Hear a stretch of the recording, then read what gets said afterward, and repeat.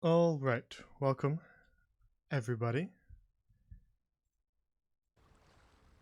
to another session of Silversong.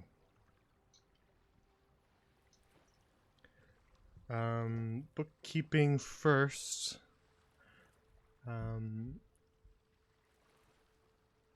I will, as it turns out, be busy on Wednesday, so we won't have a Whispers in the Woods this week. I'll make an announcement about it on the Discord and on Twitter and stuff, but while it's on the top of my brain, there won't be a Whispers in the Woods this week, unfortunately.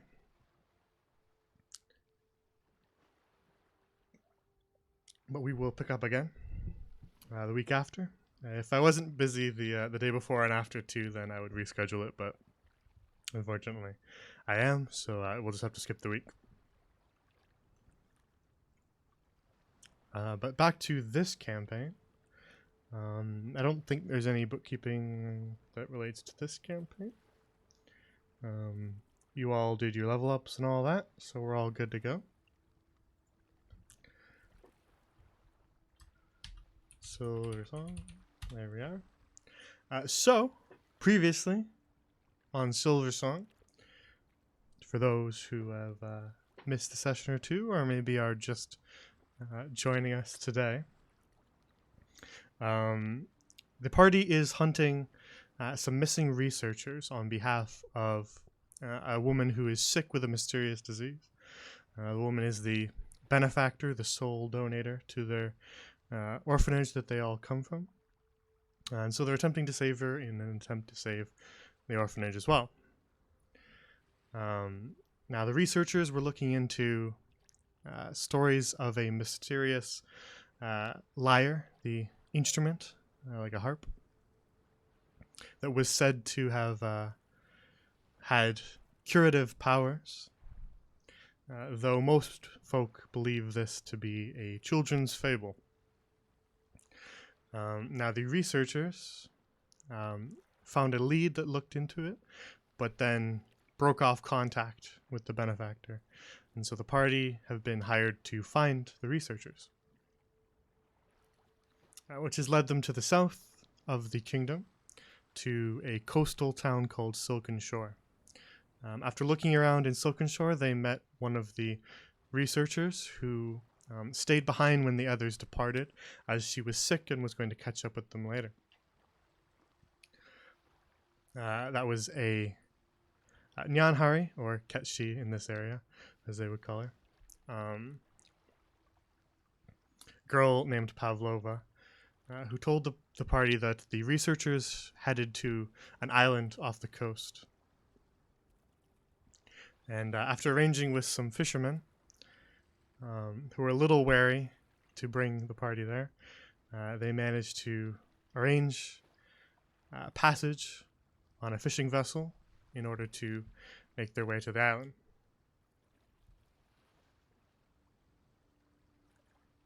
Now, on their journey, they were attacked by some Sahuagin on the open ocean, but managed to fight them off and continue their journey. So where we left off, the party had just defeated the Sahuagin raiders and had now made their way,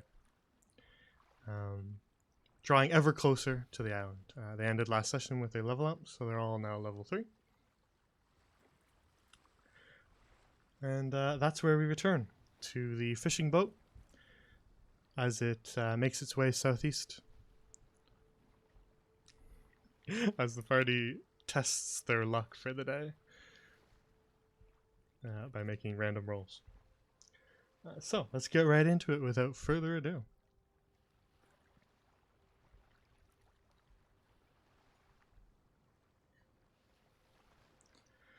All right, so as you defeat the raiders and poke around in their belongings a little bit, finding a few different items you may want to use in the future. The boat is righted and resumes its journey to the island. I believe I said that there was a little bit of journey left ahead of you before you arrived at the island. It's drawing closer, but you haven't arrived there yet. So I think we said you could do a short rest last time. But though I'm not sure how many of you actually did so.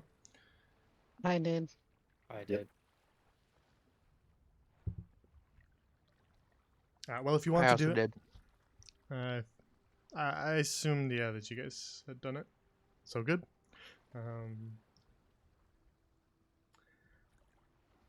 And you may spend the rest of the journey how you wish.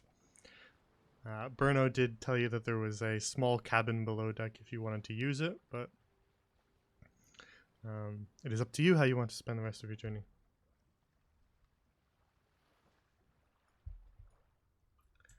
King of the world. Fishing for sharks? So you casting your line over the side with a moving boat? Yep. Oh, wait, you're right. That doesn't make sense. We'll pop right here. That makes way more sense. The line is just dragging along the bottom of the boat. I was like, does it? I don't think it does. Look, it makes sense for Gil. He's not very patient. All right. Fishing off the side is at least a little bit better, I would say, because if you're at the front, then it's just dragging along the bottom of the boat. At least this is dragging along the side. Fine. All right, I guess that's a little better too. Just go to the back of the boat where I belong, I guess. Apparently, reject. What about the rest of you? Kaju's kind of pacing back and forth between both edges, just kind of looking out. Baruva is just basically kind of like slumped over on the side of the wall, trying to nurse some wounds. Very well. Tibbs is just looking at the sails because he's very enamored by it. There you go. Wow. Thing really moves.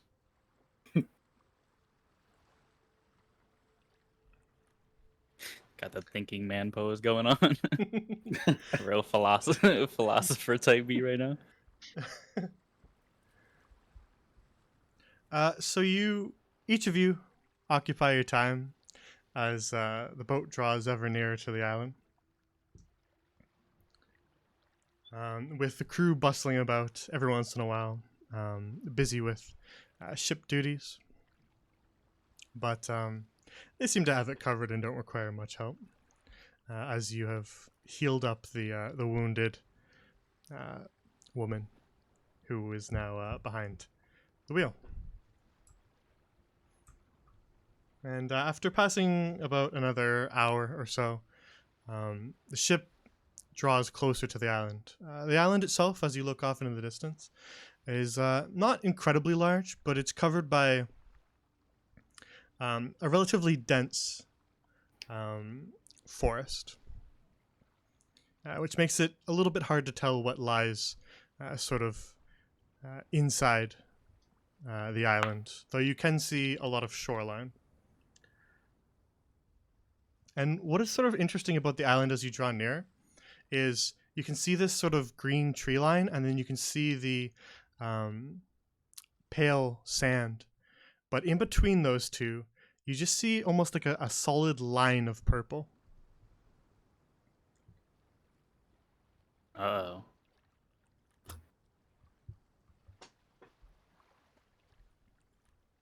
Hey, Pavlova, do you have any idea what that is? I'll point out where the line is. She sort of follows your gaze, examining the island as well. You see that she sort of squints slightly. Her eyesight is not great. She wears rather thick glasses. But she's a cat. Indeed.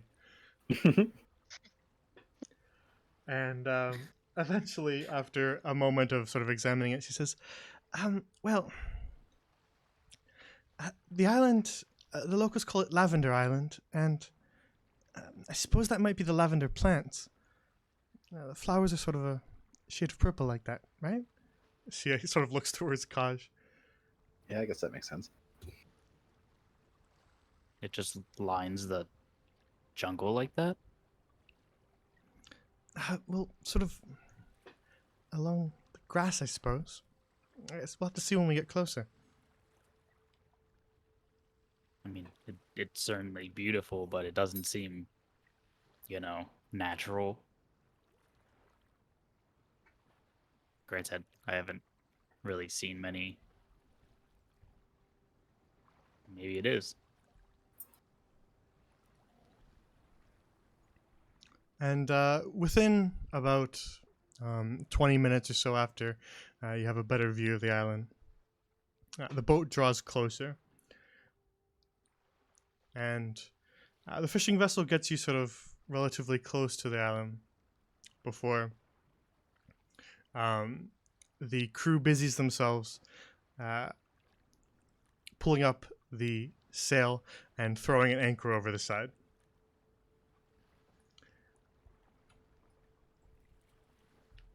So just give me 1 second.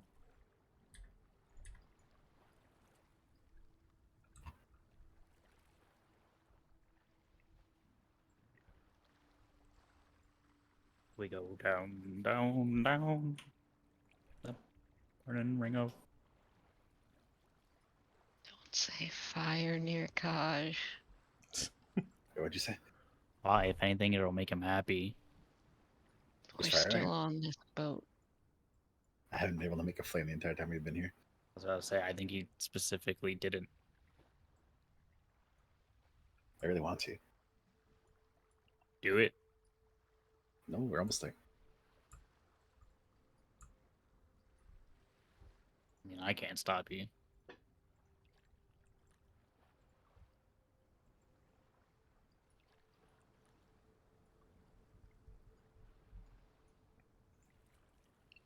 Kaj is like physically restraining himself from making fire right now. Like scratching his arms. I'm like, come Yeah, on, man. I'm like holding my own hand. I'm I like, need. no. I want to do it, man. So as the boat sort of lurches to a stop as they throw the anchor over the side, you can see that there's still about a bit of a stretch of water between you and the island. As Burno, finishing up with what he was doing, makes his way over to the five of you and says, well, I'm afraid that we can't get you any closer. We'll run aground if we do get you any closer, so you're going to have to wade the rest of the way. From what I can tell, there are sandbars that the others were using, so you should be able to wade at this depth. Oh, okay. I mean, I guess he can float. So Gil, are you floating, or did you jump into the water? No, I just dreamt in. All right. Then as you jump into the water, with a big splash, you land and are decently submerged. But as you submerge yourself in the water, your feet touch sand. And the water itself is at about shoulder height.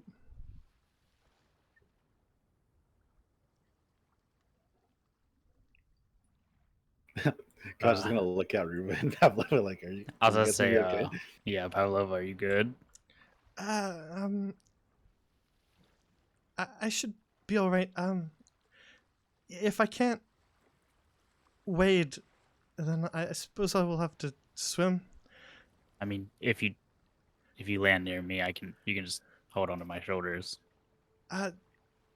Yes, that might be a good idea. We should attempt to hold our things above the water over our heads so they don't get soaked. I would like to keep some of my papers dry. You might be able to float on my shield. I mean, it You is would hand me wood. your backpack. What?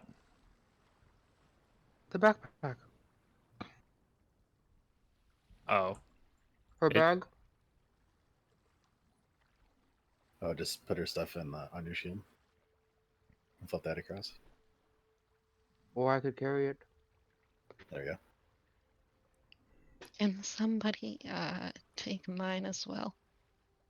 I have a feeling I'm gonna have to swim. Yeah, and I'll take Kaj will take Ruba's stuff. Hold it over his head and jump in. As you jump in, Bruno just kind of pipes up, slightly too slow to react to you. We've ropes if you want to lower yourself down. I mean, that's no fun. Well, if you want to just dive into the water, that's all right too. I was just offering. I think these two might take the rope. Yes, I would prefer the rope. I think I might have to take it as well. I'm gonna run up, step on the thing, and jump and like cannonball right in between them. A heavy orc in armor, that's gonna be a big splash. Yes, sir. Just like just huge splash. And then I'll take my shield and kind of start like surfboard wading it across and wait. I have to be right back in 5 minutes though, so I'll be right back. All right. How much do you think a shield weighs? Enough Tips? to sink, I would think. Yeah, probably. Well, Bruno ties off a rope for you and Pavlova, Ruva, Okay. and just kind of motions for you. There you are. thank you, Bruno. And Oops. remember, 3 days or 4? Wait, guys, what did we say? 4 days? 4 days sounds good. Okay, in 4 days. All right. All right, thank you. Ruva's gonna take off some of her clothes, kind of like makeshift it so that she's not gonna be super heavy in wet clothes, and climbs down the rope. So as you reach the bottom of the rope near Pavlova, the water is indeed a little too deep for you to touch down. So you will have to swim a little bit until it gets more shallow. Pavlova's just kind of treading water and has sort of one hand on Tibur's shoulder. Should I do a check for that? I am a bit injured. What's your health at? 9? I'd say you're fine. Okay. As long as you don't canonically not know how to swim, I think you're fine. Okay. Which is always a good time. D&D is pretty lenient, at least 5e is pretty lenient about swimming, because there's really not even any rules about people in armor swimming. Oh. Wow. But I try to make it as realistic as possible. Yeah. Ruva's gonna start slowly trying to make their way to land.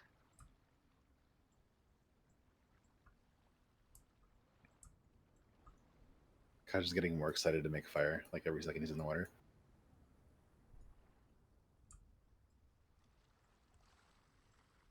All right, so slowly you begin to wade your way towards shore, which is indeed off in this direction. I'm back.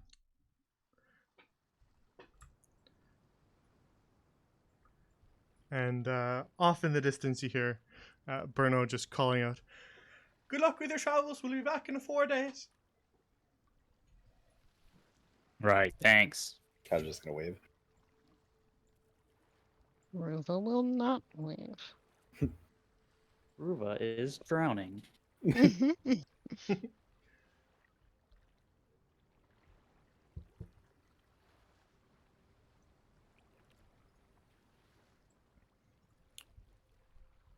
And so slowly you begin to wade your way towards shore. And as you do, the water gets more and more shallow. At shoulder height at the beginning, and then eventually chest height and then eventually belly button height. And as it gets more and more shallow, eventually, Ruva, you begin to sort of be able to brush your feet against the sand. And then eventually, you're able to walk. I'd imagine I end up just carrying Pavlova on my shield, since I'd probably would be in standing range before. She's just sort of got one of her arms on your shoulder just to kind of keep herself afloat, but she's treading water on her own. Gotcha. And then Gale. Set away over here. I thought Gale was just gonna like running start, jump, and just levitate to the island.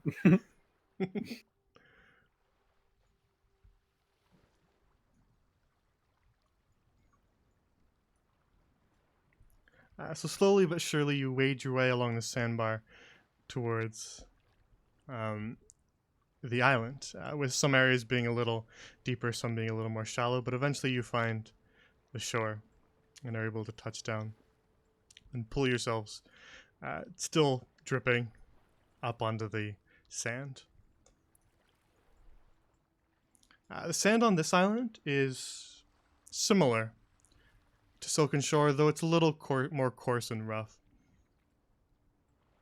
than the beaches of Silken Shore were. Coarse and rough and irritating. Yep. Kaiju, put the bags down and then produce flame and start drying off immediately. So you pull yourselves up onto shore, Kaj beginning to dry himself. And Pavlova just kind of gives a shake to try to get some of the water off, then sees what Kaj is doing and will attempt to also use your fire to dry herself off. You can see that sort of further up to the east along the beach is sort of rockier outcroppings with some grassy dirt paths that lead up. Further along them, sort of further off into the east, is that tree line that you saw. But growing sort of up in the grass along the edge of the trees are just these large patches of purple flowers.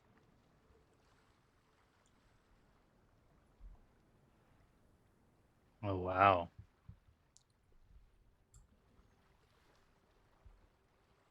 These are pretty. You know Gale, those are tips? Gale and Tibbs, Wow. as you approach them, the flowers themselves have a pretty strong scent.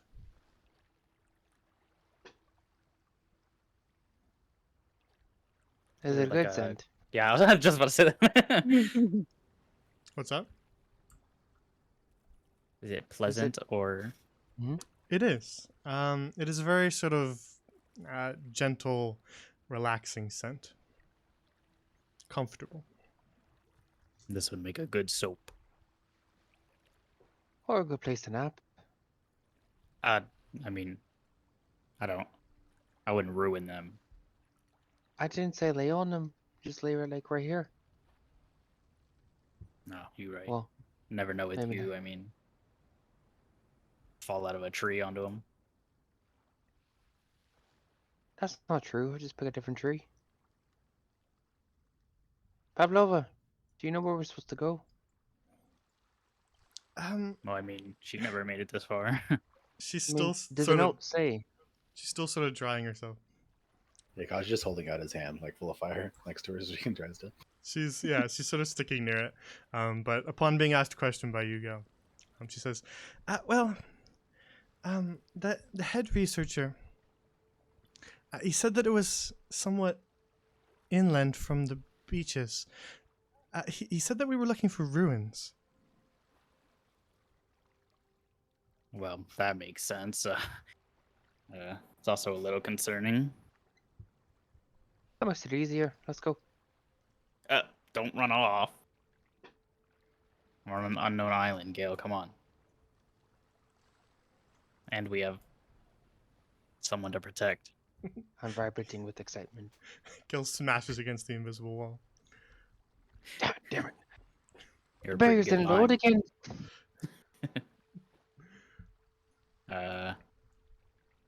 Do we want to make a game plan, or are we just gonna go look?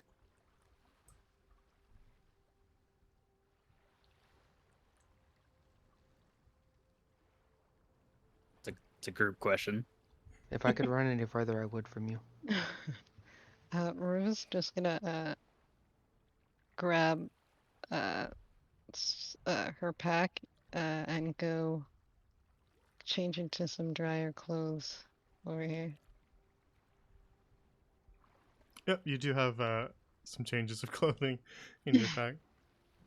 Okay, well, it was a group question. Looks like it's down to 2. I suppose we should stick together. That sounds good. Sounds like the bare minimum, and 2 people have already run off. So, well, making my job a living hell.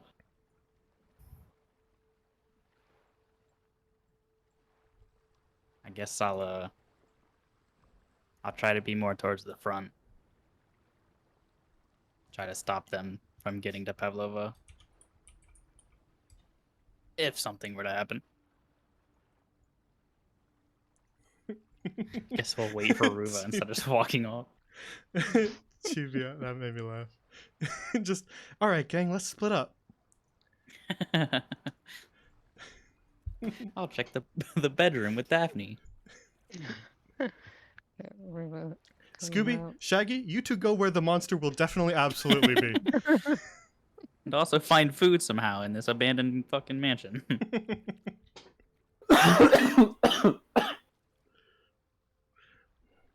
All right, so after spending a moment to dry your things, and some of you changing clothing to get even drier, you picking up your bags again. Pavlova takes hers back, and Ruva, you take yours back as well. Begin to venture a little deeper into the more forested area of the island, with Gale running off a little bit ahead. So let me get Gale in there first. No one else wants a change of clothing? I don't think any of your clothes would fit me. Oh, I definitely have stuff that will fit you. Why? How do you think I mean, you know my style is all weird. I always take like big things and then make it work for me. That's kind of what I do. I'm all dry, but like the edges of Kaju's clothes are kind of charred from holding the fire too close. I mean, I don't mind being wet. Kind of slicked back his hair. He looks sick as fuck right now. Are you good, Pavlova? Javi, you want some dry clothes? Pavlova looks a little damp still. Her clothing isn't entirely dry, and her hair is a bit of a mess. But she nods and says, I'll be all right. Okay. And so you make your way a little further into the forested area, but I'm going to bring Gale there first since he's running off on his own. So Gale, as you make your way into the woods, you continue to see sort of patches of these purple flowers. Oh. Just sort of placed periodically amongst the trees.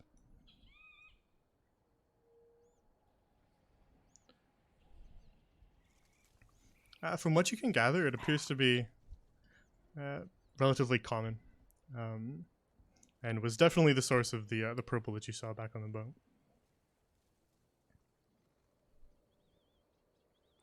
All these flowers have that same sort of calming scent.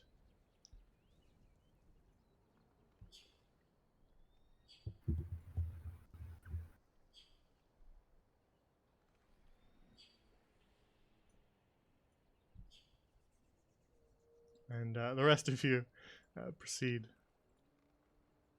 following after Gale as he hurries his way off ahead, darting back and forth between patches of purple flowers. You know, swimming really makes you hungry. Alright, I waited long enough. Did you even have to swim? He didn't even have to. Well, in my mind, I did. Alright. So Gil, before you drag yourself off the screen, the rest of you can kind of see Gale up ahead as he darts his way forward. But Gale, as you sort of make your way along here, you actually see something up in the distance. Oh no. Amongst the trees, you can see some sort of small brick structures that are certainly not naturally occurring. Mm-hmm.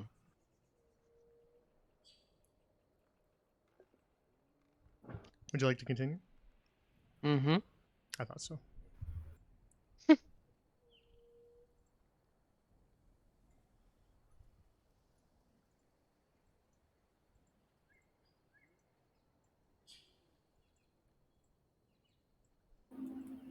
Can we tell if this is lavender? The flowers? Yeah, it does have the smell of lavender. Okay. I was gonna pick a little bit of it. Yeah, same.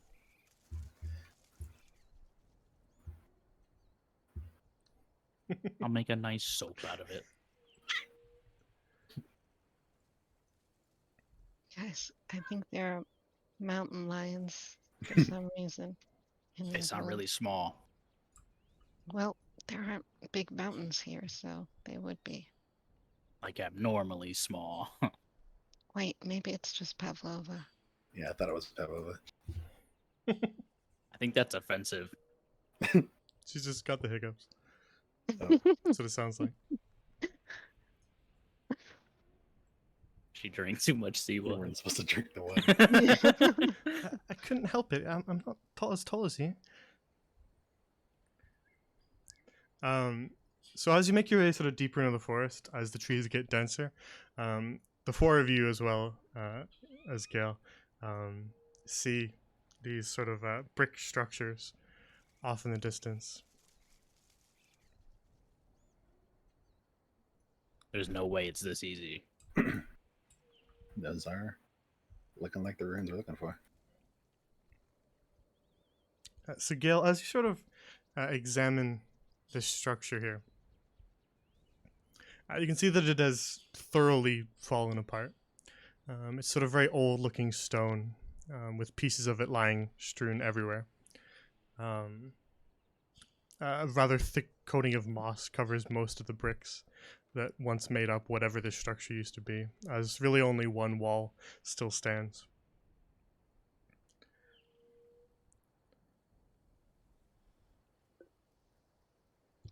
Past the wall, on the other side to where you're standing, but through some cracks in it, you can see that there's an old-looking, very, very rusted metal sconce that clearly was designed to hold some sort of flame. Ruva, from your angle as you approach, you can see most of this as well.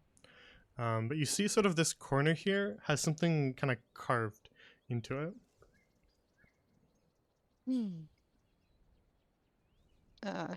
She goes to check it out. So Pavlova, part of what's your friend? Go ahead.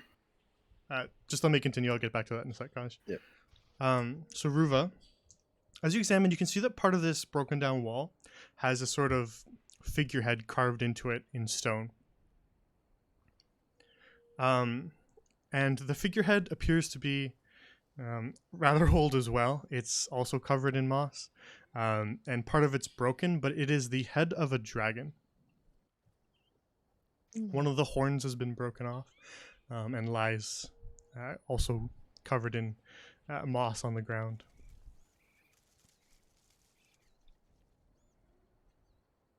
Does any of it like look familiar? Can I like see if I know anything about it? I don't think I would though. You certainly recognize it as a dragon. Okay. But as to anything more specific than that, I would say you wouldn't know. Okay. And then Ruva's just gonna like pick up the piece of the horn and like look at it and then kind of put it where it would have been and been like, a dragon. Yeah, you kind of place it where it used to be, though it won't stick there, obviously. Yeah. But it does sort of fit relatively well. There's a couple little cracks that kind of broke off, but you can tell that it definitely used to sit on top of this figurehead here.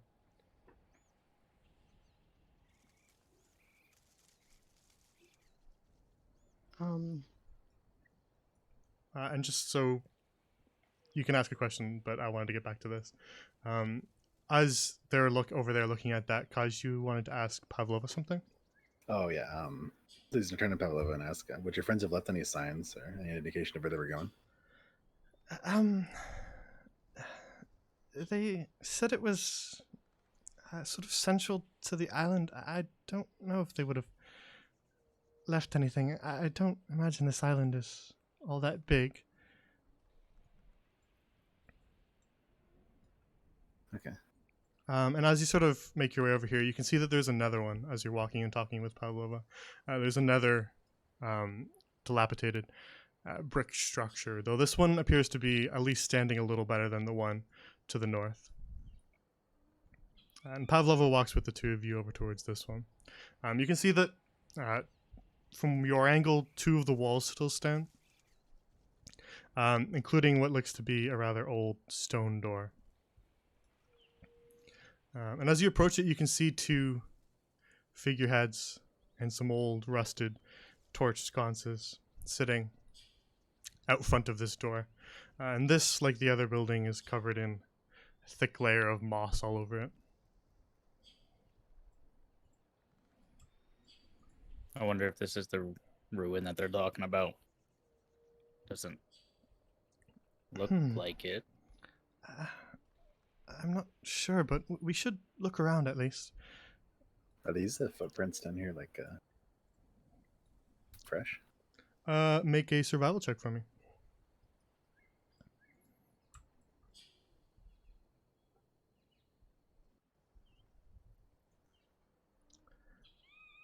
The footprints don't look, I wouldn't say necessarily fresh, but they are not ancient.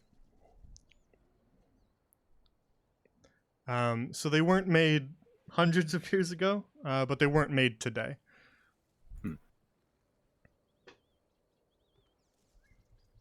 Pavlova's sort of examining these figureheads here and says, dragons, I see. I always thought, but Kaj, as you round the building, you can see that one of the walls has kind of collapsed in, and you can see inside the building.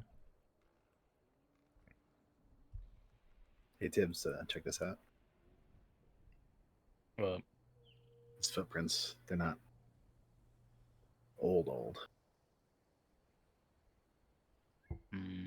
Can't really tell if they're super recent, but yeah. there's a way in over here too. Oh, there is. So Pavlova takes a moment and she kind of sketches the figureheads into her journal as the two of you look around the side of the building here. There's a collapsed wall that lets you see inside, and inside you can see some overturned and thoroughly rotten furniture made of wood. Most of it is kind of fallen apart and lays in pieces on the floor, also covered in moss. You can see kind of plants growing in between cracks in the stone tiles of the floor from within this rather small looking building.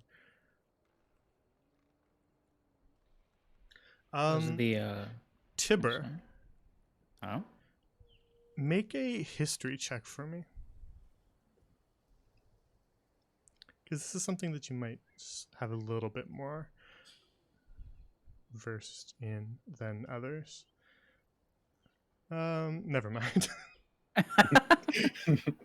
I'm really fascinated on this door. Does this door look like a normal door? It does appear to have a old, very, very old looking and very, very rusted lock on it. But otherwise, it is relatively unremarkable, just an old stone door.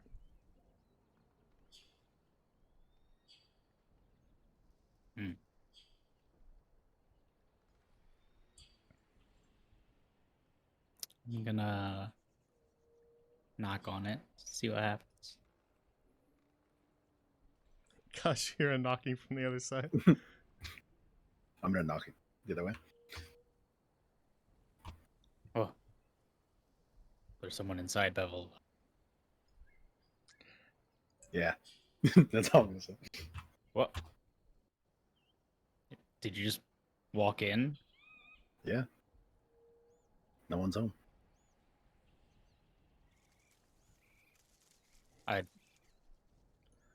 I like to be invited into my places. He's a vampire. Kaj Typically. remembers that Gale and Tibbs broke into a house to find Pavlova in the first place. Tips is reminded that he didn't break into no house. He was invited in. I guess that's kind of true.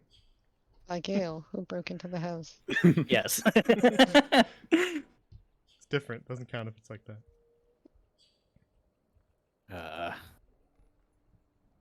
Is there anything special in here besides rotted wood? A lot of broken stuff.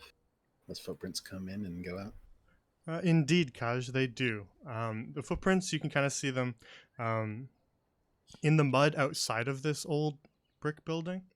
But you can also see them having kind of trampled down some of the moss that grows across the floor.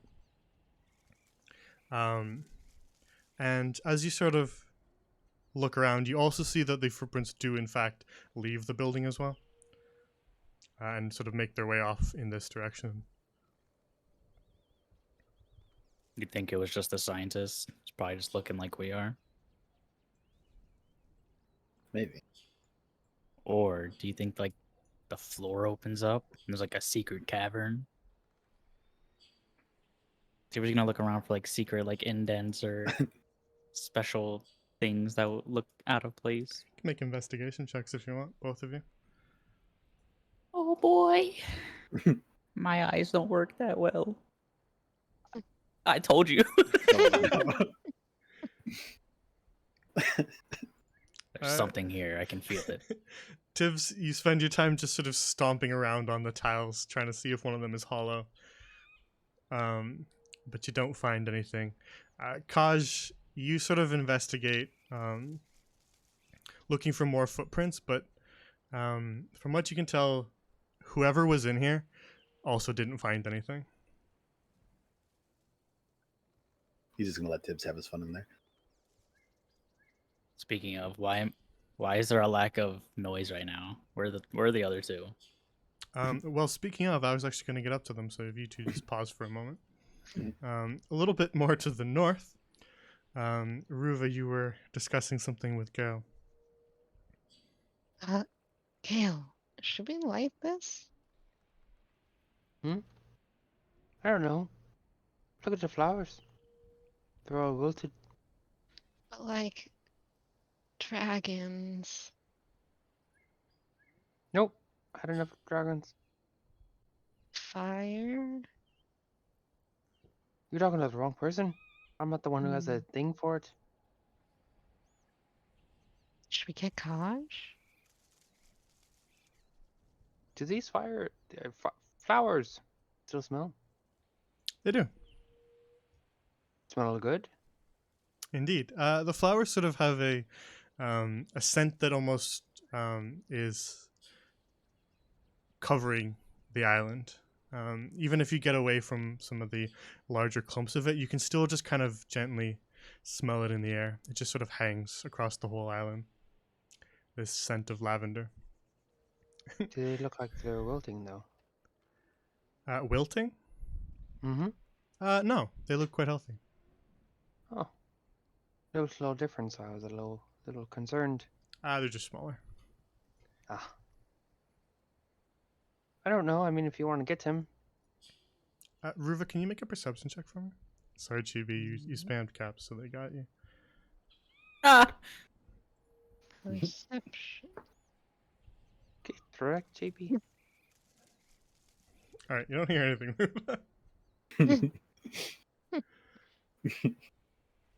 Maybe we should just get Kaj. Get going? Alright. Kaj. One moment. Oh god.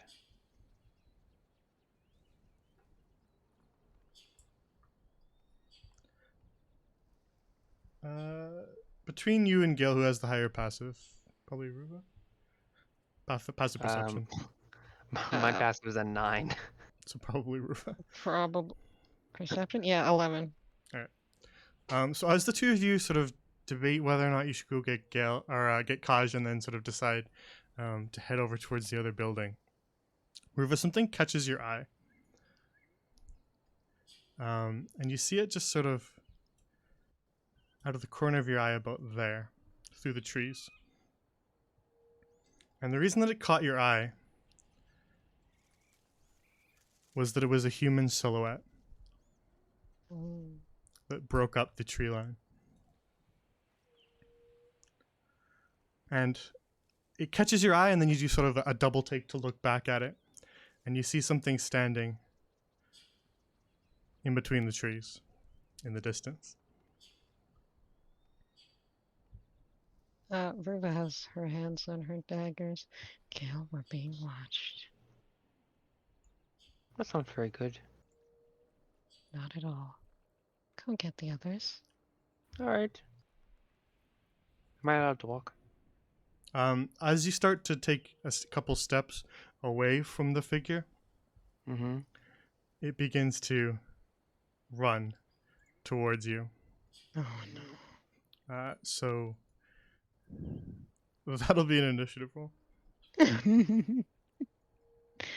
But me squishy. Is that for everyone? Yeah, everybody make one.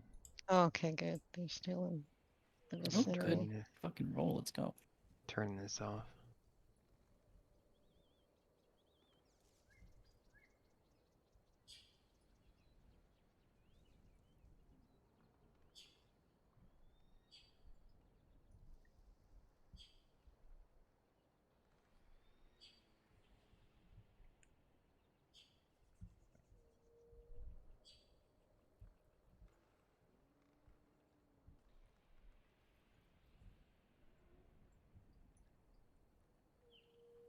Doo-doo-doo-doo-doo.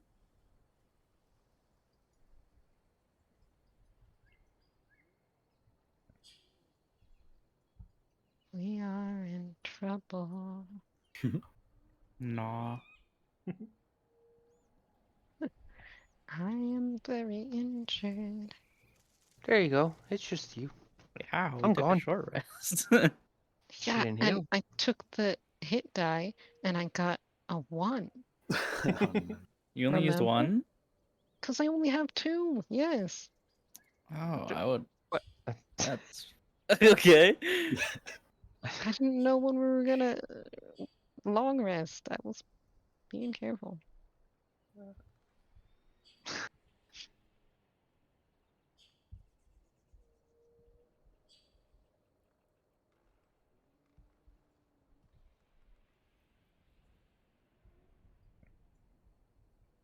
Zombies, bro. What is this? Call of Duty?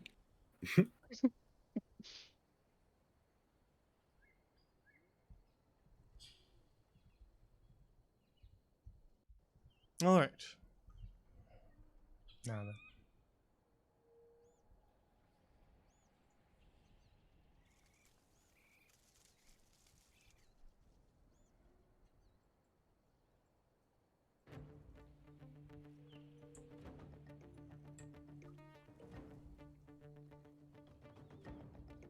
As the creature begins to run at you, Ruba, with Gale sort of darting away from the others, from you to go and get the others. First to act is Gale. Boop.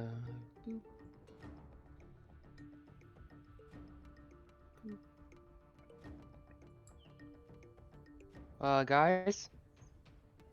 Yeah. Mhm. Action dash. Boop. Boop. Boop.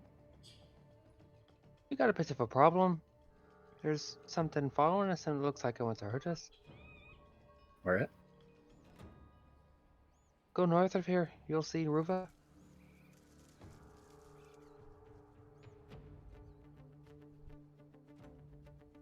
That'll be my turn. Remember that whole not splitting up thing?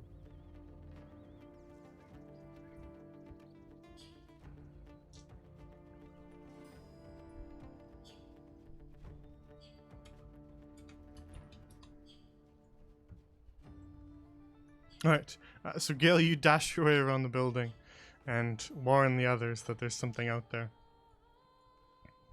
And further up north, the creature will begin to make its way towards you, Ruva.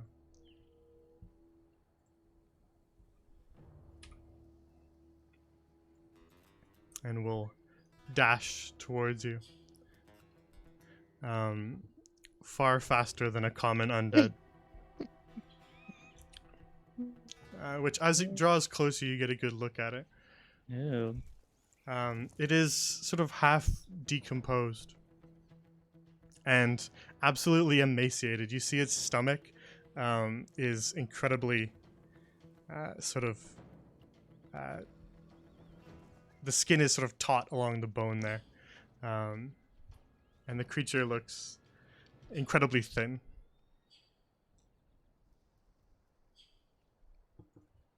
But that'll be all it does this turn.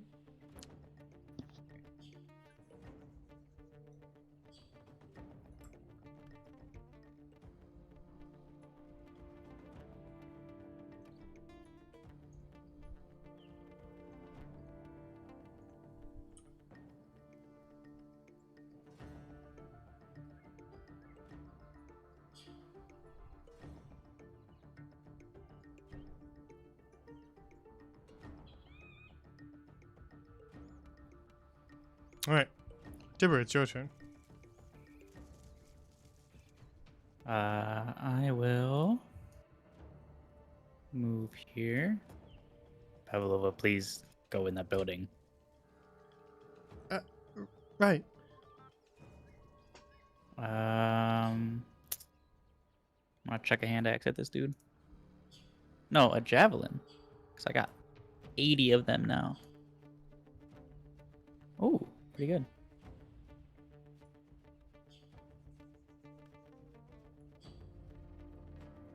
That will hit.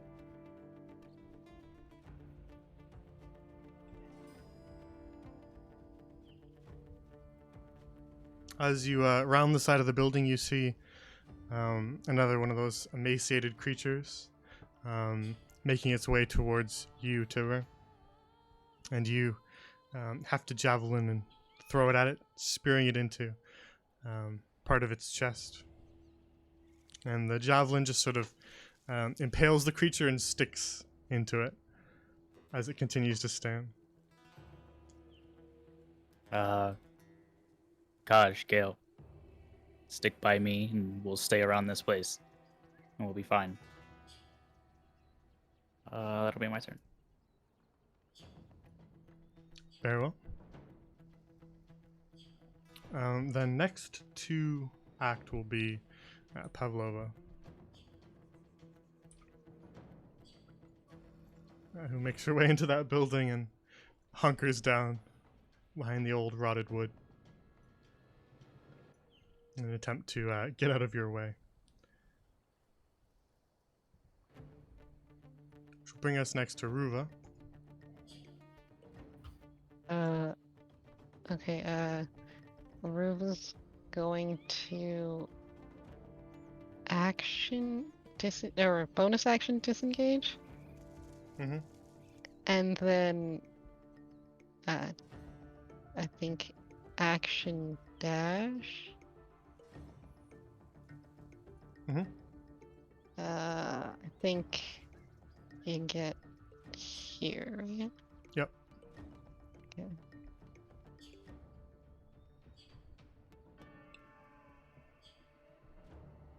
And that's the end. Alright, so you slip away from the emaciated creature and quickly dash your way back towards the other building where you can see Tibber just around the corner there.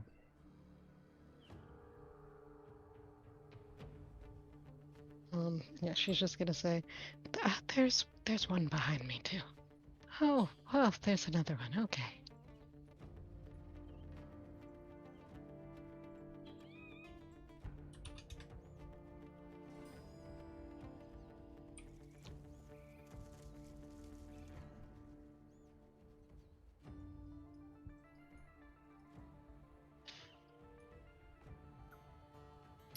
And as you sort of glance back as you dash along there, Ruva, you see another one sprinting out of the trees, making its way across a small little clearing, barreling down towards you and Tibber.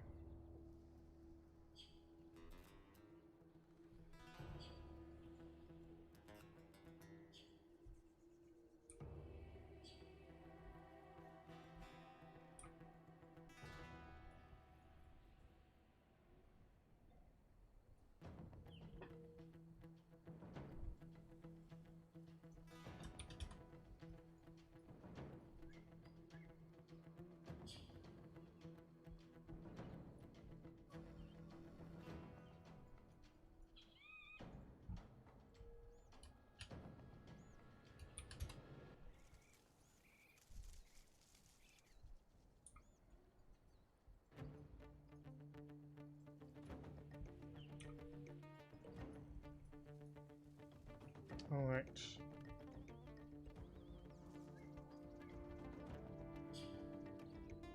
That brings us to Kaj's turn. Okay.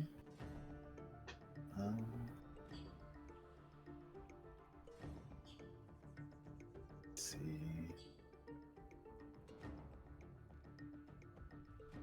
Kaj's just gonna move right here. Produce flame and then throw it at this one. Very well.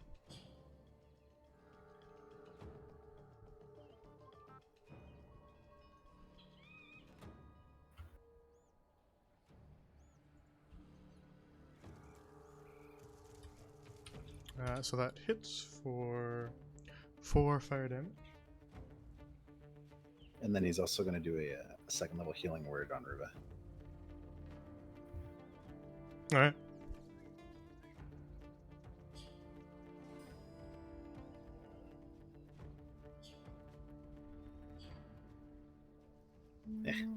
And end his turn. So Ruva, some of your wounds fade and you begin to feel a little more healthy. As Kaj casts a spell of healing on you. Thank you, Kaj. Much appreciated.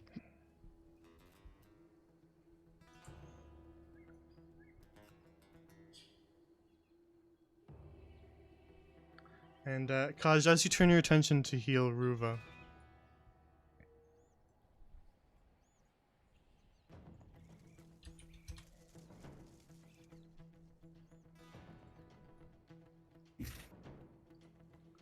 something darts out from behind a tree, barreling its way towards you.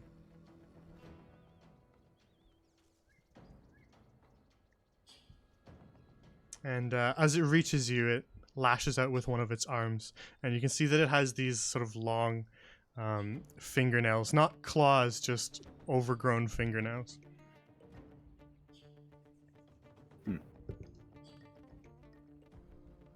But you manage to get your staff in the way and block its swipe as it reaches out with its fingernails, and it does not manage to sink them into you. We got a live one, Tibbs. Well, maybe not live. Debatable. He'll be. We'll get him.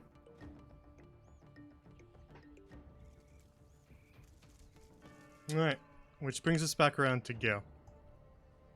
So Gale, from your position, you can see more of these creatures have begun to sort of emerge from the woods.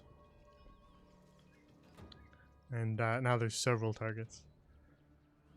Oh no. Mm-hmm.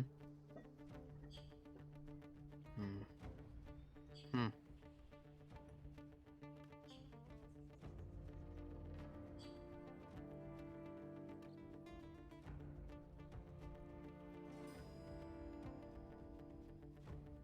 Well, I guess I'll cast Expeditious Retreat on myself, which will allow me to go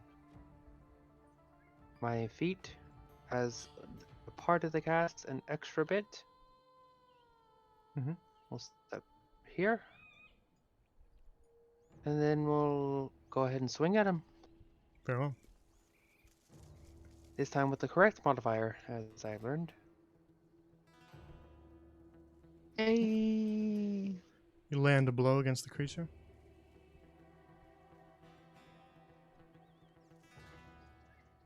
Tree damage. And open up a wound along its shoulder. But the creature is still standing, though now does bear a few wounds. It's got burn marks from Kaj and a javelin sticking out of it from Tibber. That'll be my turn.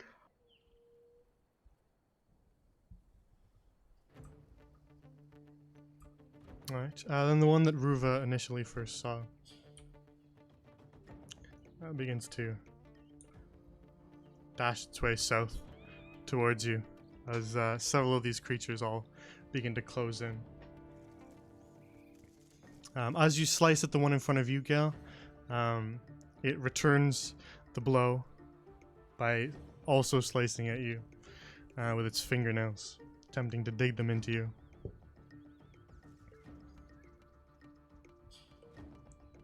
And that will hit.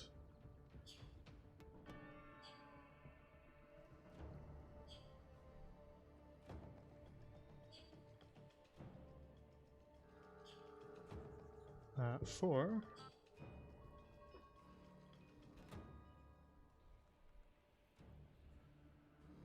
that'll hit you for 5 piercing.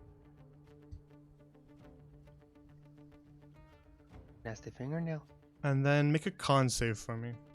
Oh god. Boop. 14. Gale, as the creature slashes at you and sinks its nails into you, you start to feel hungry.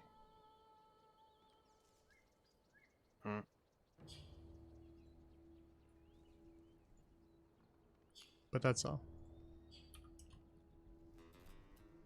Oh, alright. And Tibber, it's now your turn. Okay, I'm going to move up here. I'm going to take a swing at this one with my longsword, one-handed. Very well.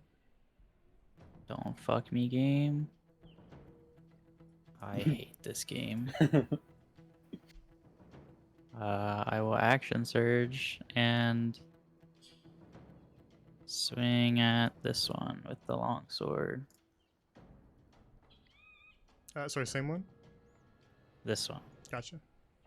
Your second swipe hits. Okay, that is 11 damage, and I am going to mark him.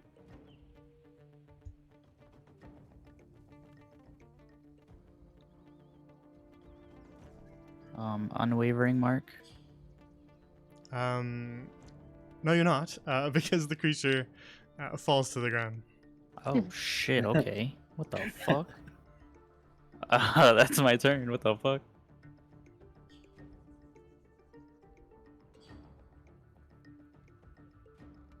I'm real scared there for a sec. They go down easy enough, eh?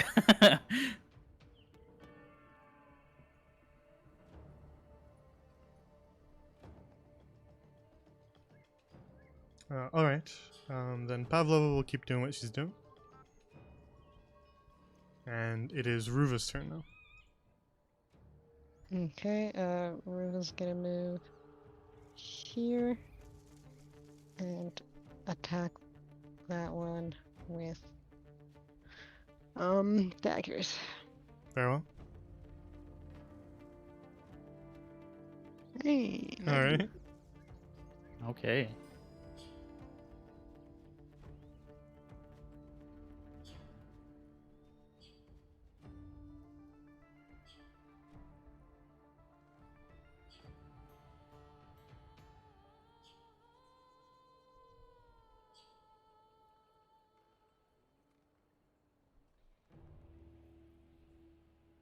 And then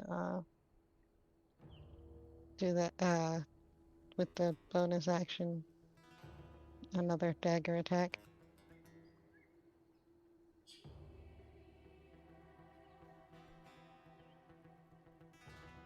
All right. Your second one hits as well.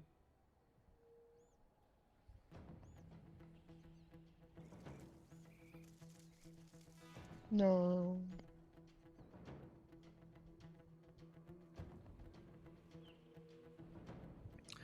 So Ruva, with your whirlwind of slices with your daggers, you open up quite a few wounds on this creature here, which now looks significantly injured. You slice through muscle and tendon and can see one of its arms hanging limp.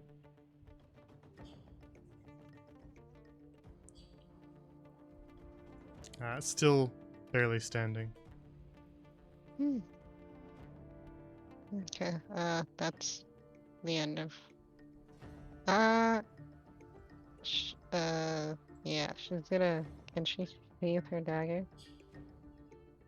What's that? Can she sheathe her daggers? Um, Or did I use up all the? I think actually I may have used up all the stuff. Never mind. Yeah, that's the end of her turn. you still have a free environment action, but to sheathe both of them at the same time would be you'd need the feat. So you can sheathe one of them if you want. Nope, no, it's fine.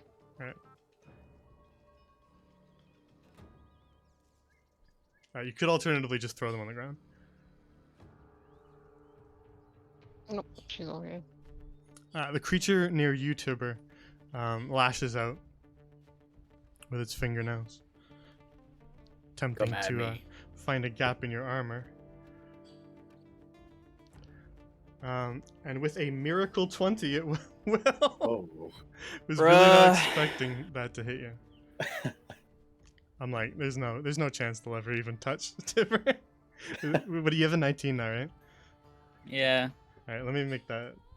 Yeah, okay. I just wanted to make sure that was. Pretty sure you said that every time I've gotten hit. It's like I didn't expect them to hit him, but and then they always hit me. Yeah, they just keep getting these miracle 20s. These guys don't have a particularly high modifier. But they will hit you, so make a con save as well. Ooh. nice. So this will do 6 piercing. But you don't feel the same sort of pangs of hunger hit you like Gale experienced. You feel just the regular amount of hungry. Jim's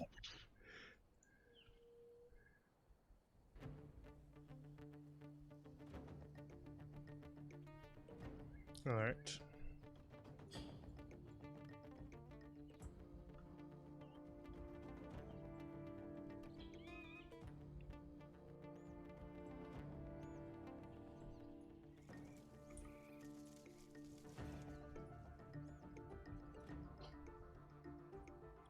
Off in the distance, you see another one emerge from the trees as they all sort of swarm closer towards the 4 of you.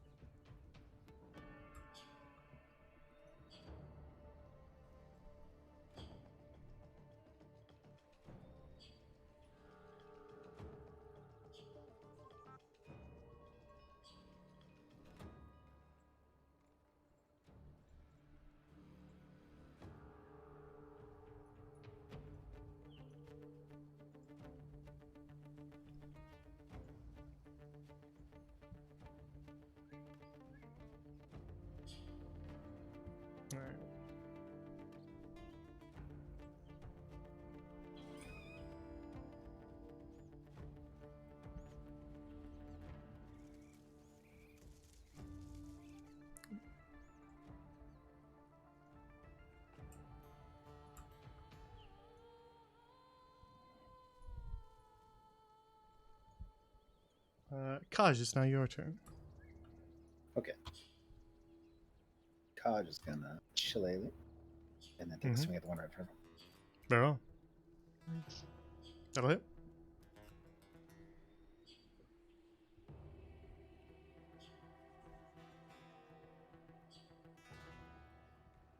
Nice. A 10. Very nice. So as you swing your staff, enhanced by your magical powers, you sort of crack this emaciated undead creature over the head, and you just hear sort of a crunch as its skull caves in, and it drops to the ground. No longer moving. Sweet. And then he's just gonna move up here and try and get eyes on the rest of them, and then his turn.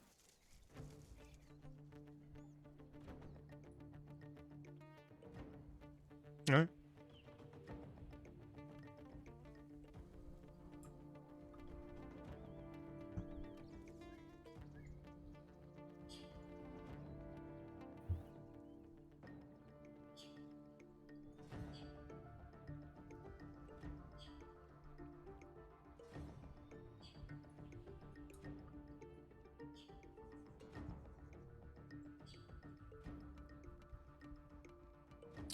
Then it is now Gale's turn.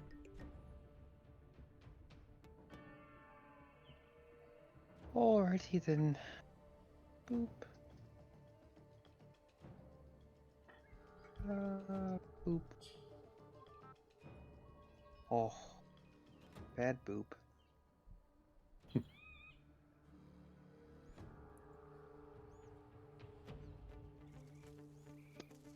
You No. slice at it, but do not manage to hit it. I see. I see. Well, that'd be my turn.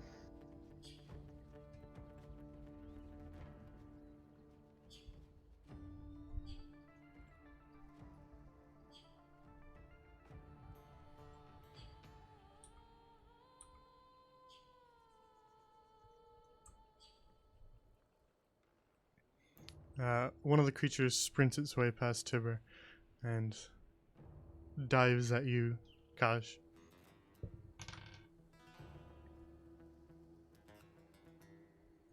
And will land a blow. So make a con save while I roll your damage. Okay.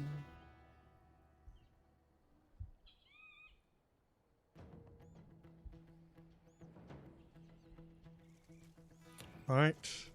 You succeed on your save, but take 3 piercing as the creature just sort of rakes at you with its long, disgusting looking fingernails. Yuck. Gross.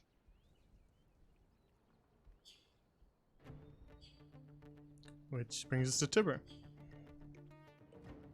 I'm gonna do the swing on this guy. Very well. Ooh. That hits.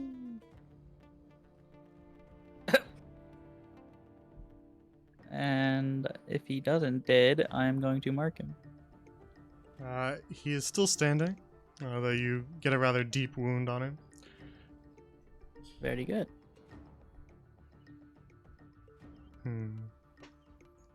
It's a good mark. Let's use that. That works.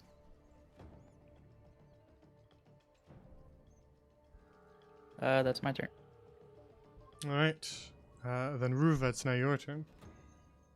Okay, Ruva moves here and then goes for that one with the daggers.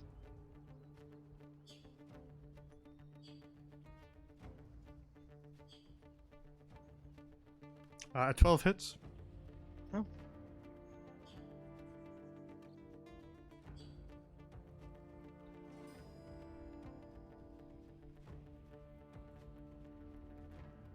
And then she'll go again with Mhm. another dagger.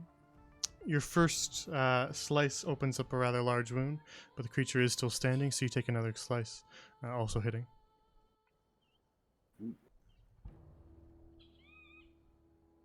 Jeez. And yeah, that's gonna be the end. All right. You slash at.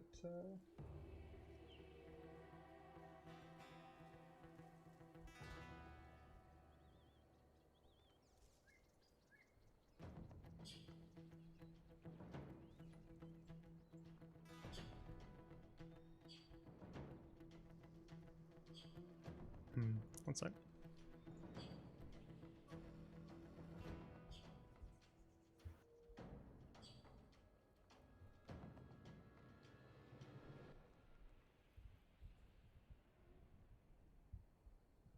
Alright, there we go. That's better. Slash at the creature and open up another significant wound.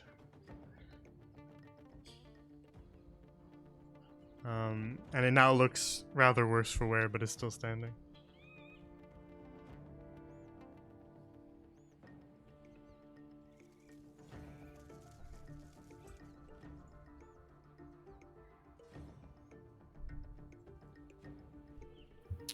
Which brings us to this creature here,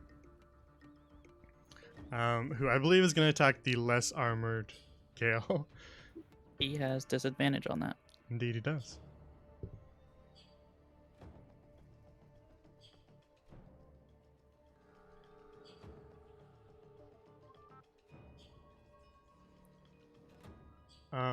But unfortunately, that was a 14 and a 16. Yeah. So he will just barely manage to hit Gale, regardless. Unfortunately. I should really invest in a shield. Yeah. It would be nice. So Gale con save for me. What was the damage? That was 4 piercing.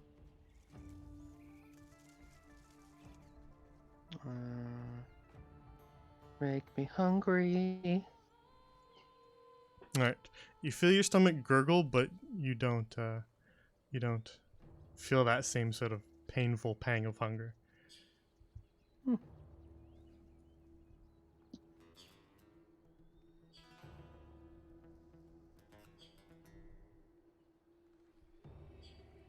But that'll be the end of its turn.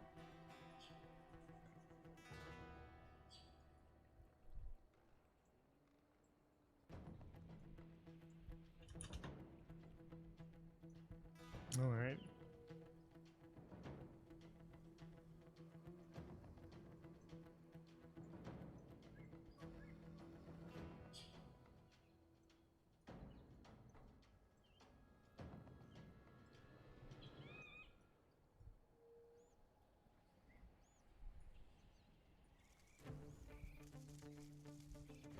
Kaj, it's your turn. Okay. He's gonna swing on the one right in front of him. 12 hits.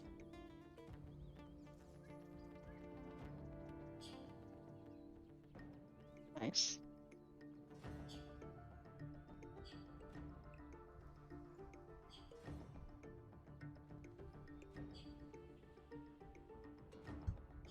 And with another 9 damage, you knock this one to the ground as well. Alright. He's gonna take a couple steps back and just keep an eye on the door where Pablo was hiding. As you take a couple steps back,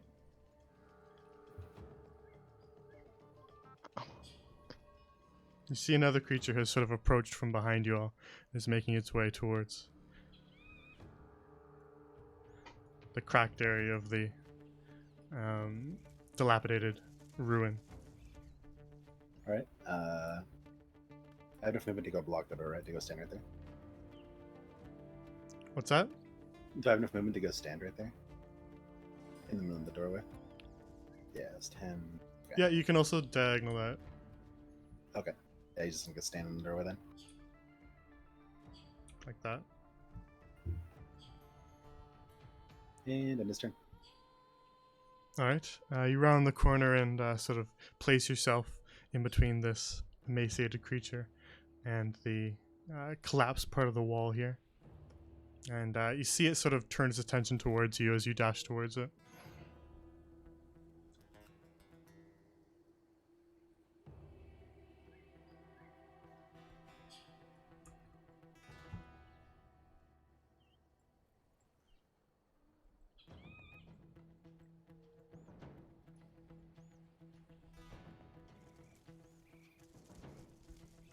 Alright. This rolls us back around to Gale. Alright, well. Maybe I'll hit this time. Maybe I won't. You'll never know. Hey. Oh, okay, I guess we will. Hey! Alright. And of course, your two-handed slashing.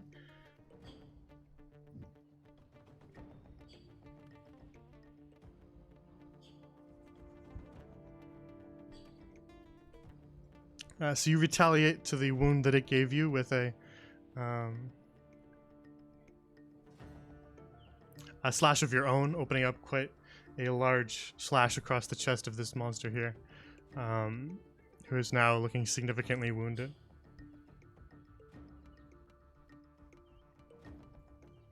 Perfect. I believe that will go ahead and be my turn. Very well. Then it's Tipper's turn. Okay, I will drop my shield. Bonus action attack this guy. I have advantage on that. Mm-hmm. Ooh, a natural 20. 2 natural 20s. What the fuck? Not, no, Luis. Okay. I'm gonna not, even though I'm probably gonna kill him, I'm going not to forget to use savage attacks on this guy. So when you score a critical hit, reroll one of the dice an additional time and add it to the extra damage.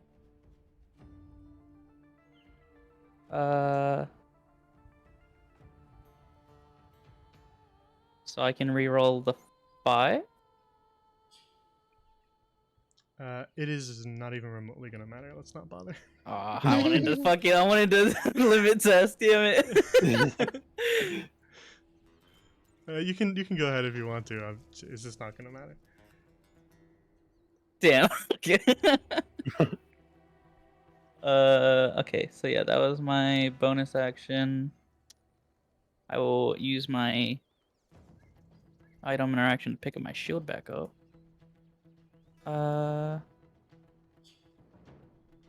And move down here. Oh shit, I didn't see that one up there. Wow. We protect Pavlova.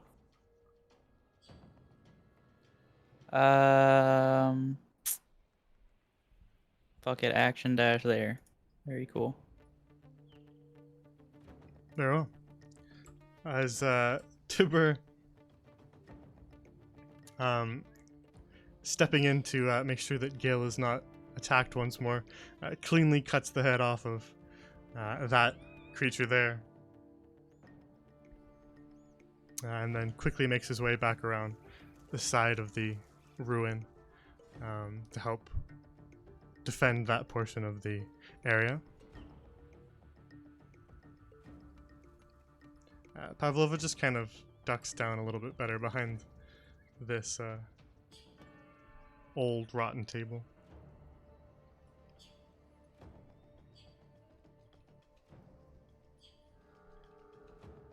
Ruva, it is your turn.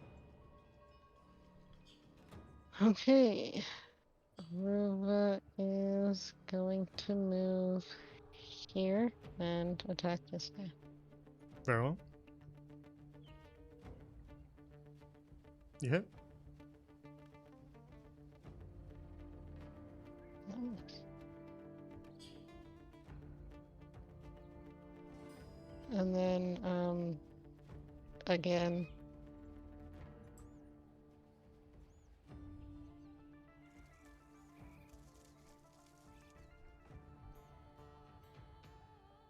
And then end turn ring.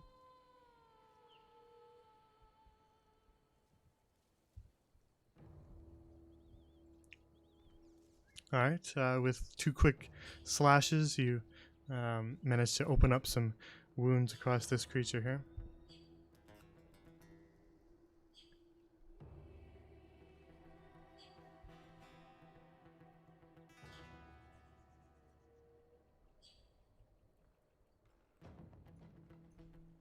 And if that is the end of your turn,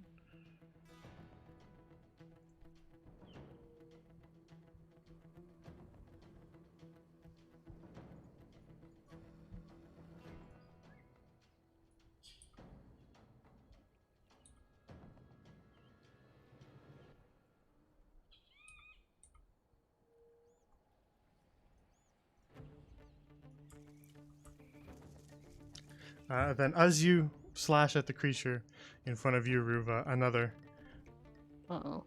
rounds the corner and lunges at you with its claws. And will hit you. No.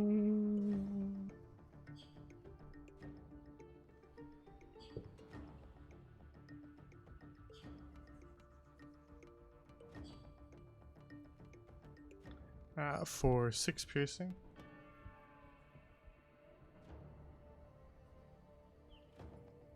And make a con save for me.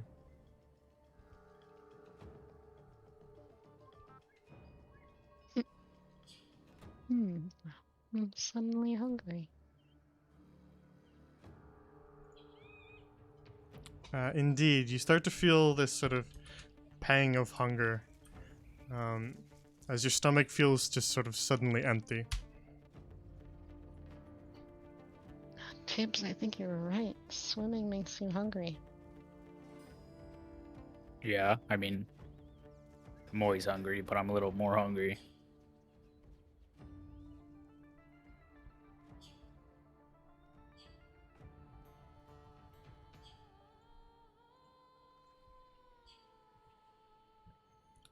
And then this creature will attack Tibber. Bring it. But will glance off your armor as you manage to block it. And its fingernails just sort of harmlessly scratch against your metal armor. Nice. Which brings us to Kaj. Your turn. Okay.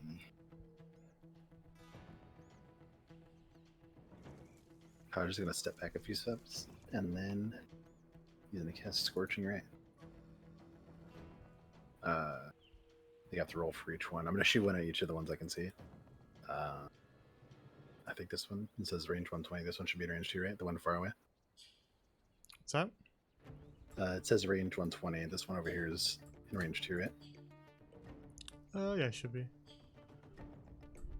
So I'll aim for this one first. Oof.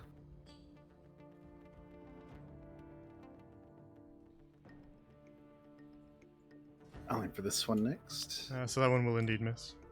Yeah. You're aiming at the top one? The next, I missed the top one. I'm aiming the one that's. Sorry, yeah, I meant Tim's. of the two. Oh yeah, yeah, top one. Alright, that will hit.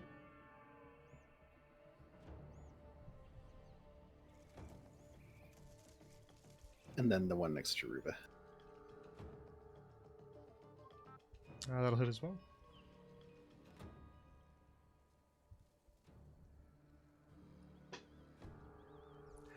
So Rufa and Tibber, as the two of you are sort of locked in combat with these creatures here,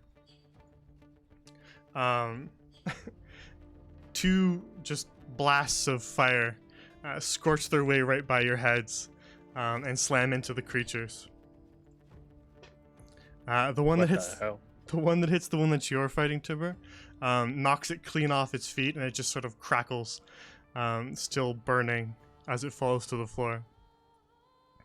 The other one that hits the one in front of you, Ruva, sort of burns across its chest, leaving blistering, blackened wounds. But it still stands. All right, on my turn.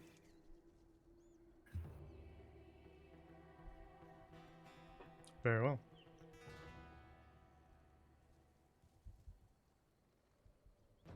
Then Gil, it's your turn now.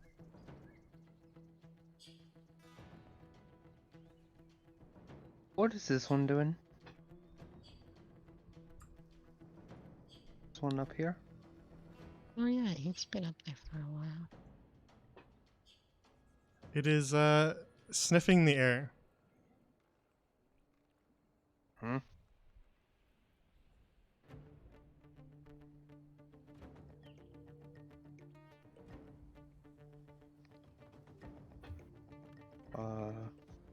Alright. That's really strange. Gonna pretend I didn't see that. Boop boop boop. Fast as fuck, boy. Boop. Don't fuck me. Nice. So fast like the wind, Gale appears at your side, Ruva, slicing away at the creature that stands here.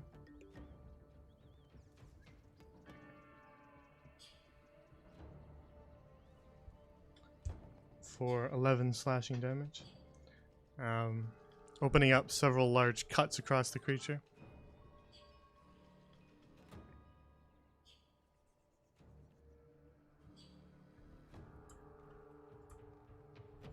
And now Great. severely wounded but still standing.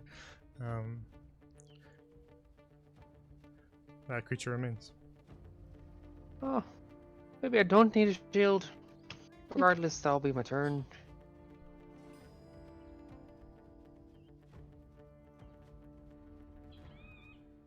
Very well. Tibber, it's your turn. Swing. Oh, that makes up for the. Oh, the two. You slice at it, but do not manage to hit it. That is my turn. Very well. Then Ruva, it's your turn. We're just gonna dagger again. Not hit. They're gonna try again.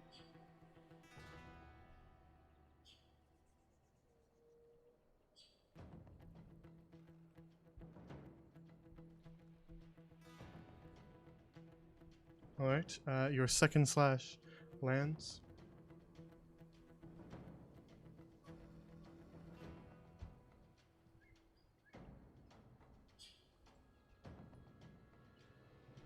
And with a deft strike, you manage to sink it into the throat of this creature, which gurgles and falls to the floor.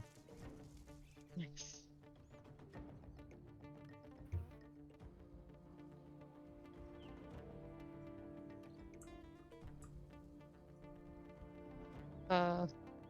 Yeah, that's just done.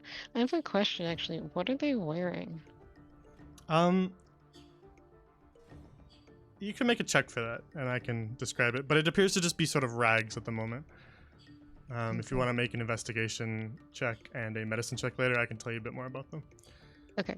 Otherwise, doing it in combat would probably consume some stuff you don't want to waste time Oh, doing. okay. I didn't know we were still in combat. I'll just end the turn.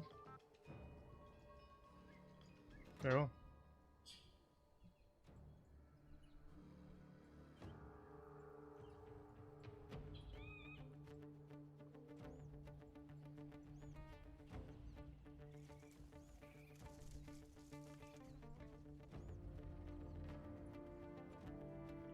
Kaj.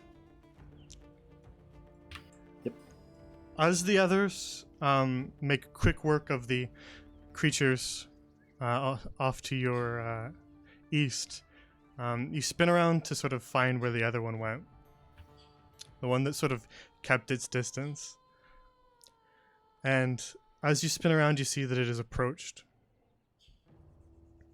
And it is now sort of standing amongst the corpses of several of the other undead. And you see it once again sort of sniff the air slightly, and then it just begins to breathe in very deeply. And as it does, you see ribcage and stomach begin to expand, the skin going with it. Guys, this one's doing something weird, and he's gonna produce flame and throw it at it.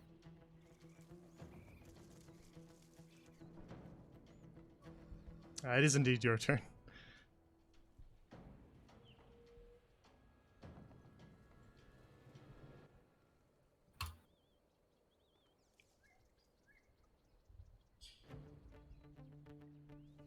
Alright.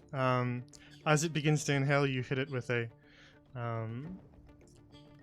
bolt of flame and sear it with burns, but it's still standing.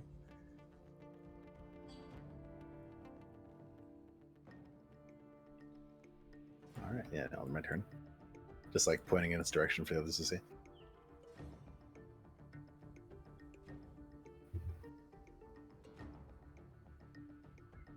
Very well. Gil, you hear Kaj just sort of call out.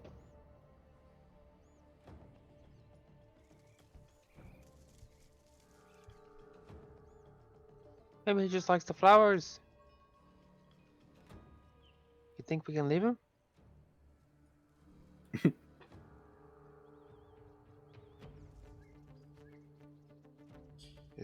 I Is don't that a know. no?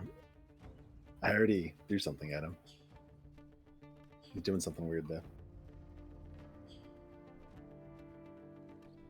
No, I'm kind of curious. I think I'll just watch him. Yeah.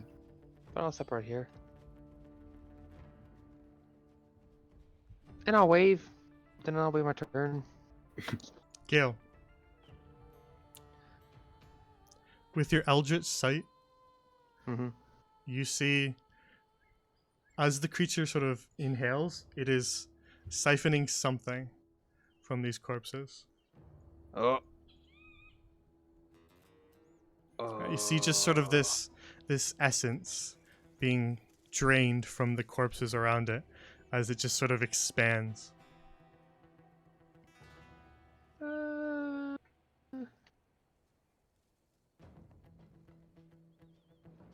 Is that before I actually get to end my turn? Or is that the end of my turn? I would say it is as you round the corner. You got a little bit ahead of me, but as you round the corner, that's what you see. So you haven't ended your turn. Oh, good. That's a little concerning. I don't really like that. So, I'm as just... you get even closer, you can see that as it's inhaling this essence, it is very quickly gaining muscle mass. It's no longer emaciated. It starts to look bulky now. Yeah, no, Kosh, we should probably kill it now. Like, right now. Let's get to Okay, it. well. Not like me. You swipe at it, but in your rush to get close to it, you don't manage to hit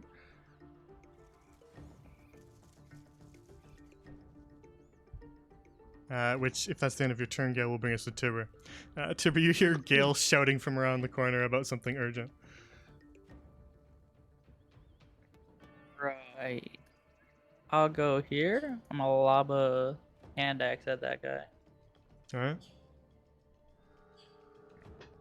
Axe 19. goes sailing through the air and lodges into the creature. Past your head, Gale. And then I'll go here, and then my turn.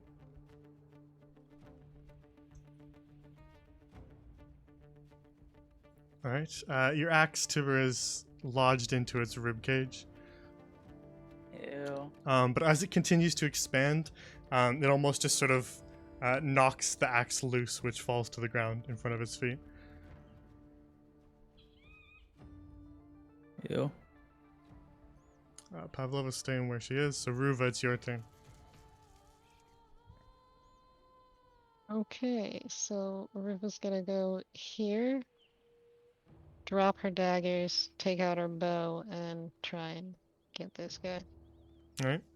Toss your twin daggers to the grassy forest floor and pull out your bow.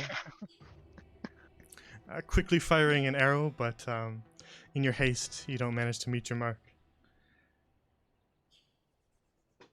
Okay, am I able to pick up my daggers and end my turn? Or is that an action? I would say probably take an action to grab them both. Okay. I will grab one then and end my turn. Very well. If that's allowed. Yeah, because you can hold a bow in one hand. I'm not gonna pretend like you constantly have to be holding the bow with two hands. You just won't be able to fire it while you're carrying your dagger in your other hand. I'll just leave them on the ground then, never mind. All right. Then that rolls us back around to this creature.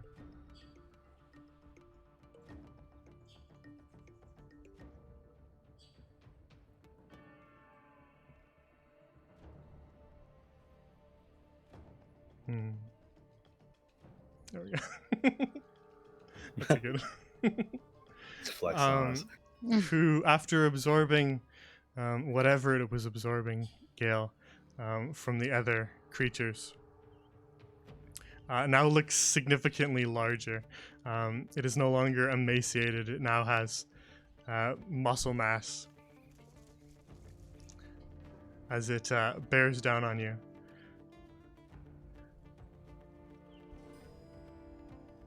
So first things first, on its turn, that is correct. Gale and Tibber. The creature just sort of lets out a horrific scream, and both of you make con saves for me.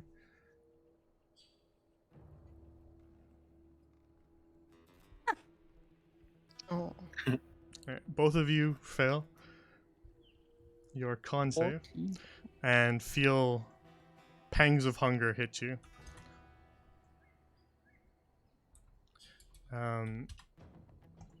Gale, as this one hits you, your stomach feels empty, and you feel like you've just spent several days without eating.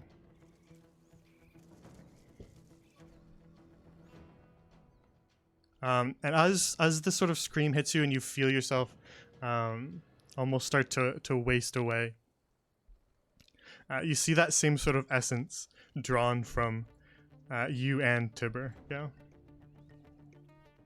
As it sort of drifts its way towards this creature, which continues to bulk up on your power. But Gale, as your stomach is empty and it is still siphoning, you're going to take 4 necrotic from that. That's cheating.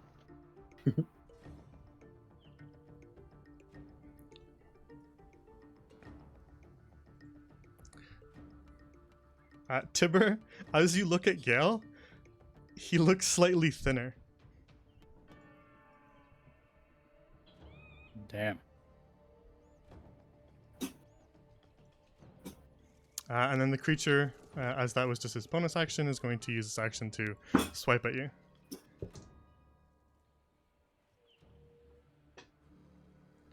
This time with a little more oomph. It's a lot faster. When it swings its fingernails at you, the blow is a lot quicker. Can What's I that? try to shield? Am I able to shield? With the spell, you mean? Yeah, correct. Yeah.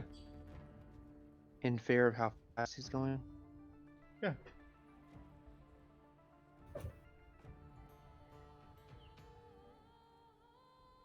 Alright.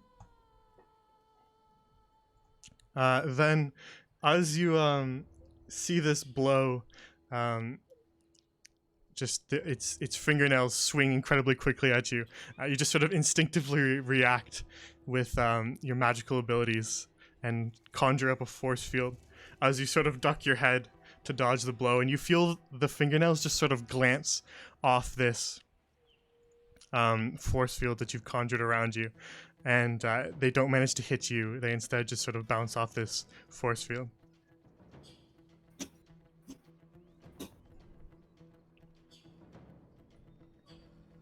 That was close. And that'll be the end of the creature's turn, which brings us back to Kaj. Okay. Gonna move over to the side. Produce flame and throw at him again.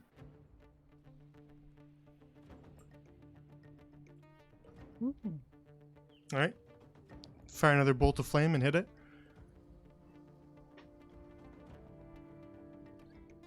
Searing and burning at its flesh. It's now just kind of covered in wounds, though it appears to be ignoring them.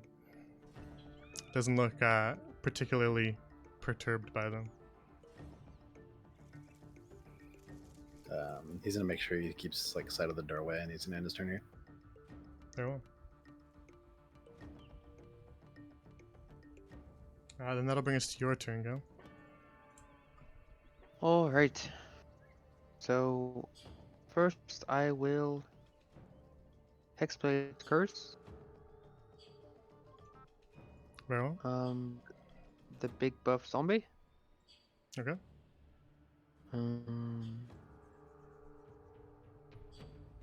Oh, and then I will swing. You land a hit. Question is, does it apply? I don't think it did not. Aha! So that's an extra 2 damage because of Hexblade's Curse. You get a +2 to rolls. Yep. So that's 11 damage.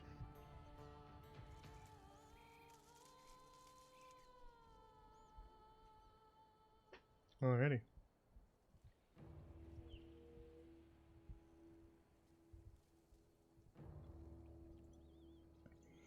Then you, placing your cursed sigil, sort of carving it into its chest, you follow up with a slash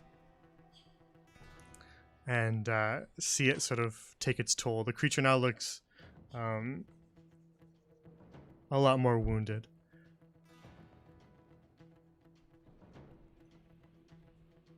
Little help, Timber. On it. I'll be my turn. It is indeed Tibur's turn. The creature has appeared to sort of stop growing at this point. And is sort of just a lot taller, a lot larger. Gotcha. I'm gonna come here and swing up at it. Fuck.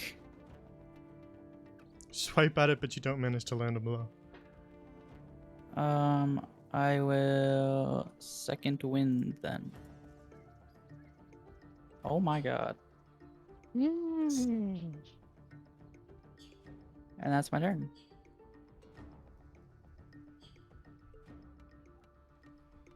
Very well. Ruva, it's your turn now. Ruva's gonna shoot at the guy. Very well. You hit.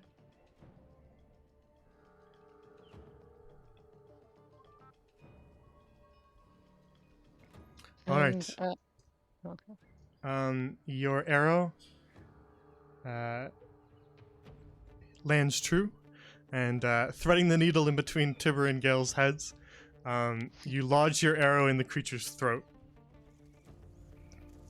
And as it hits its throat, it just sort of sputters and coughs, and falls to the ground.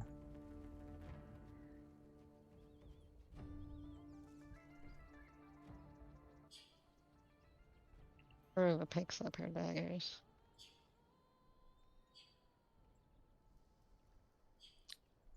And the forest is silent around you.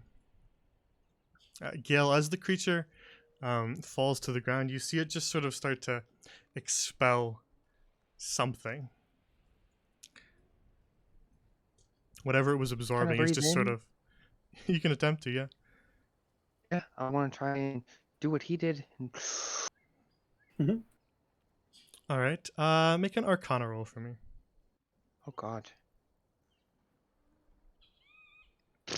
You do your best to sort of attempt to do what it did, but you're unable to mimic what it was doing, and so it has no effect.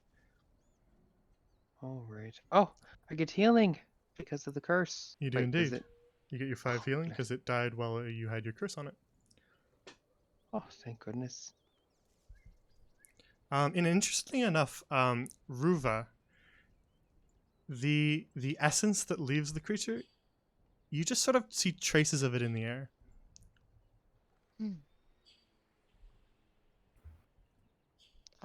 Can I like investigate it? Like, do I know? Sure. Is it, like, If you want to approach the creature, trailing somewhere? if you want to sort of approach the creature and investigate, you can. This one, right? Yeah, the big one. Okay. I was gonna go over there and investigate. Very well. Make an Oh, no. investigation check for me. We're never gonna learn anything. You do your best to sort of understand what exactly is happening, but the traces of it are rather faint for you, and you aren't able to learn anything.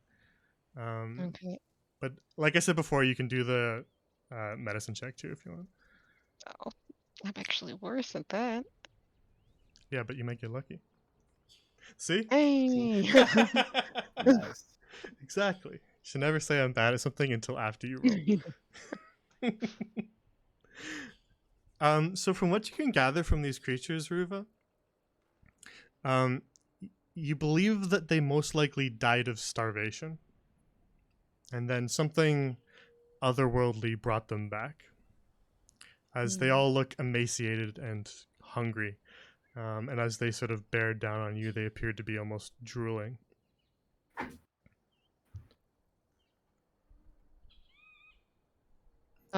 What they're wearing is just sort of with a point of reference of the town that you were just in, you would give your best estimate to say that they are sort of sailors' rags. Okay. Tattered and quite old and torn apart by the sea, but certainly sort of sailors' Okay, vestments. so not like scholarly types. No. Okay.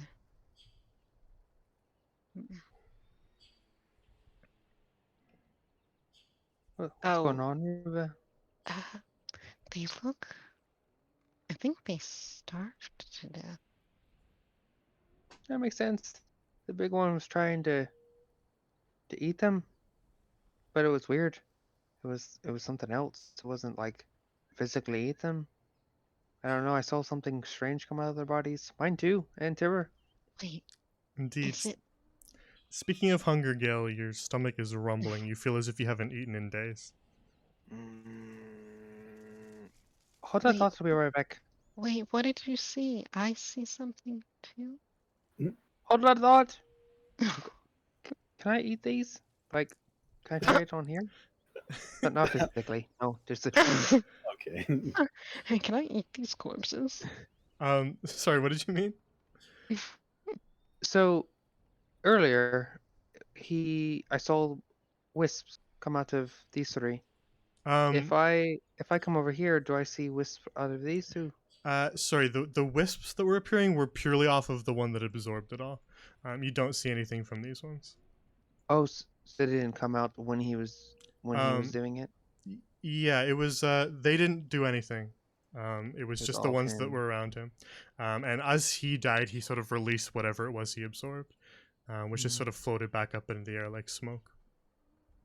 All right. Well, I guess I'll go back. But by now it's finished doing that. It just sort of released it all as it died, and it is now just a normal corpse. Wait, like smoke or like vapor or something come from him? No, something a little more different. You know, when we were in the cottage in the forest, Yeah. and I told you that something was shiny. Yeah. It was kind of like that. It was shiny. Hmm. It was weird. I Do saw you have something a food? little I'm different. Oh yeah. hungry. Here, I'm hungry too. Ruva's gonna give him some ration stuff. Oh, thank God. Yeah. Scarf it down. Do they have like anything on them? You give them sort of a general search, but their clothing is pretty tattered, Yeah. and they don't appear to have much on them. Well, I don't think these are the scholars, so at least there's that. Probably not. We could either keep going, take a little rest, or ask Kaj to light the thingy. Oh, yeah, I forgot about that. I'll go try and get him to do that. Y'all good, Pavlova? Pavlova just sort of peeks up from behind the rotten table and says, did you get them all?" Yeah, do you want to come take a look at these? They're pretty strange. Yeah, all right. What exactly were they? I don't think they were your friends, so yeah. No, they don't look familiar. It's certainly not what the researchers were wearing. Have any idea what these are? Let me roll an investigation check. Actually, instead I'm going to roll a history check for her. Hmm. Not bad. 16. Pavlova just sort of thinks for a moment, kind of racking her brain. You see her scratch her head a little, and then she says, "It's right on the tip of my tongue. I remember stories about creatures when I was little. My mom would tell me. I used to think it was just sort of to scare little ones away from wandering off, but she used to tell stories of the fair Garta, they were called. They were, I guess, men of famine, people who starved to death and were brought back. Fair God. Fair it. Okay. Hmm. There you are. Thank Oh, you. pardon. Gosh, can you burn them, please? Yeah. Kind of want to drag them somewhere else and do it all in one bunch of stuff. Yeah. And also, there's a thing that Kale and I found, and we want you to burn that too. Okay. Put them So on much it. fire. Happy to Oh, be yeah. Riva's gonna take one of these and start dragging it up towards the sconce thing. I'll help drag them. Yeah, I was dragging too. All right. Then, with all of your effort, you managed to drag the emaciated corpses all into one sort of pile.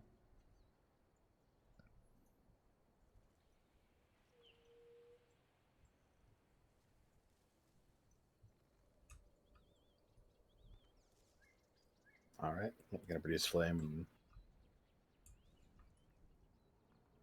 set them on fire.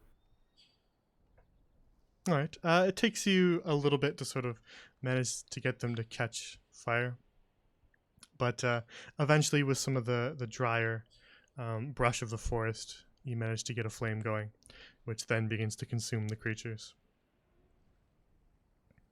And the smell of burning flesh fills the air, which Pavlova, just sort of pinching her nose, begins to make her way away from it.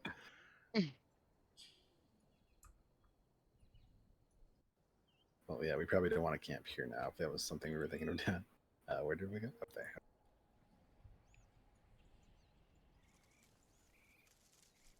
Oh, there you are, gosh. What else needs burning? Can you light this? There's something to do with dragons, and I thought dragons, fire. I don't know. Yeah, we'll produce flame and try to light it. All right. The sconce itself is rather old, but after a little bit of attempting to light it, you manage to get a fire going in it. Hmm. Could anything change? Not that I can tell. Hmm. And you just see sort of the light of the flames flickering against the old stones, but nothing really happens. Pavlova's going to make a history check to make up for the one that you failed earlier, Tibber. Oh wow. That is basically Pavlova. She doesn't fight, but she can do a couple checks for you guys. Within her expertise. That is how she will assist you. So she just sort of takes a look at the old structures as you patch yourselves up and eat a bit of food to try to get rid of some of that hunger that was brought on by those creatures. And closing her little notebook after drawing a few sketches, she says, this place appears to be, I suppose, some sort of guard outpost. It doesn't appear as though anyone really lived out here. It was just sort of outside structures. I don't believe this is the ruin we're looking for. Must be further inland then. I suppose that's our best bet. Well, what time is it right now? You headed off when? When did you leave? In the Early in the morning? morning, right? Probably It, like it took about an 9, hour or 10. two, I think. Yeah, it took them about an hour to get ready in the morning. And then it took a couple hours to sail out here, so I'd say we're at about midday. Okay. I think we should go further in. And Gil, indeed, as you did poke around down here, you did see more tracks. Well, I saw tracks. We should go this way then. Yeah, there were some footprints leaving that building down there. How is everybody, by the way? Is anybody really hurt? It hurts a lot. It hurts a lot. Okay. I'm a little worse than I was on the ship. I'm full. Well, I've only got the one, and it's looking like I don't know if I can do two. It's fine. Oh, I just need to rest a bit. All right, and Cotter's gonna cure wounds on Gil. Very well. Yeah. All right. Then, Gale, some of your wounds close up and the pain subsides.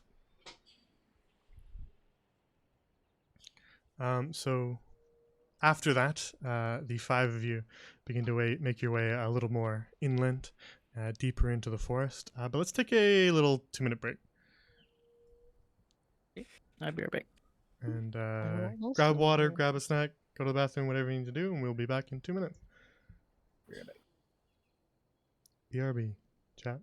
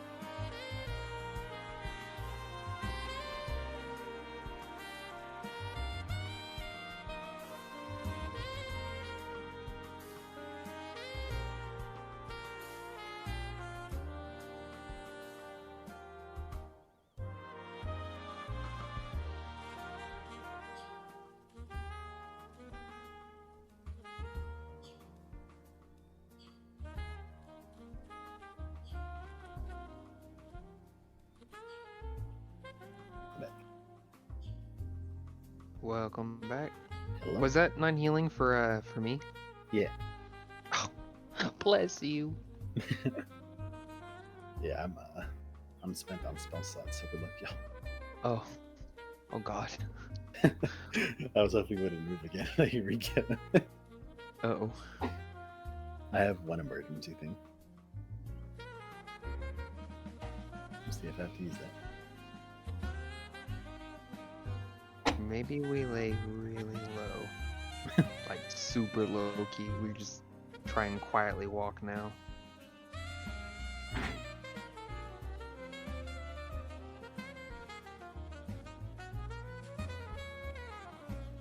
Or we can use Tibber as bait.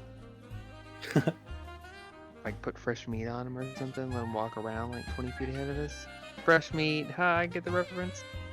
Nice, babe, I'm glad you got it.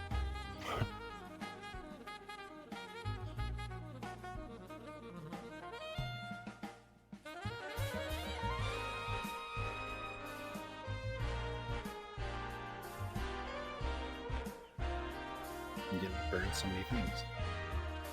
Yeah. You were just talking about how you didn't have any fire either, or didn't have anything to light up. I'm all warm now. Alrighty, I am back. Guess who's back? Guess who's back? Well- No. We're all good to go then? Yep. All good. Rubes? Yes, sir. Perfect. Okay. Thanks for the resubs, by the way, guys. I forgot to say that at the beginning because I started doing the recap, but thank you. Yeah. All right. So, weaving your way in between the trees and traveling further inland, you occasionally see a couple footprints and are able to sort of generally track them. And before too long, you see in between the trees larger brick structures. So just give me 1 second.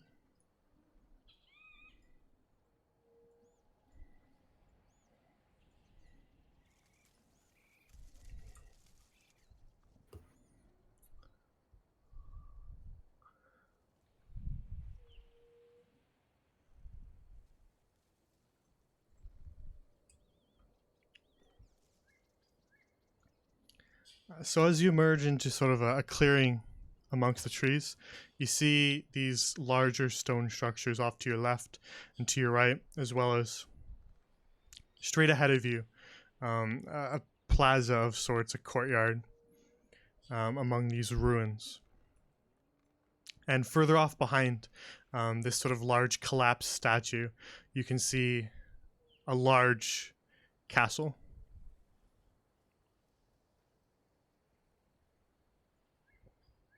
What the fuck? This looks familiar, probably. And Pavlova, just sort of looking around back and forth, says, I suppose this has to be the place. I hope.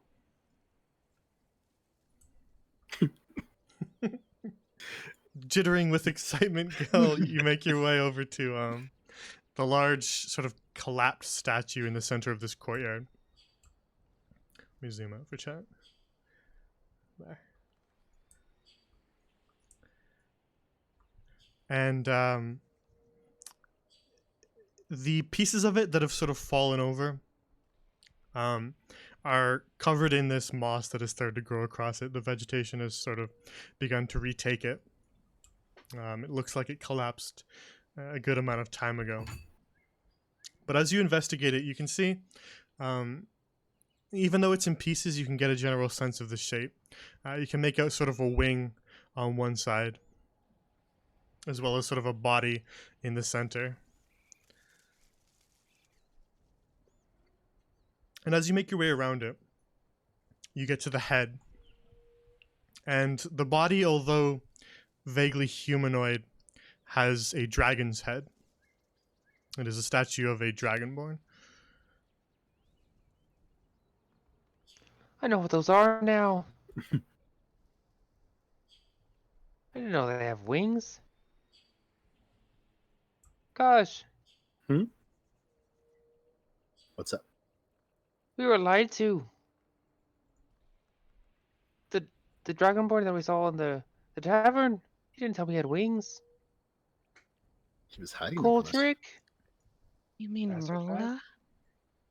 Oh, I don't know. I just know he breathed ice. Hmm. Oh well. Hey, Pavlova, what are you looking at? I just thought I saw more footprints around here. Cool wheelbarrow. There's an old sort of half-collapsed tower over here that Tibber, upon making your way inside, you find some old rotten-looking crates grown over with moss and fungi. Ew. Oh.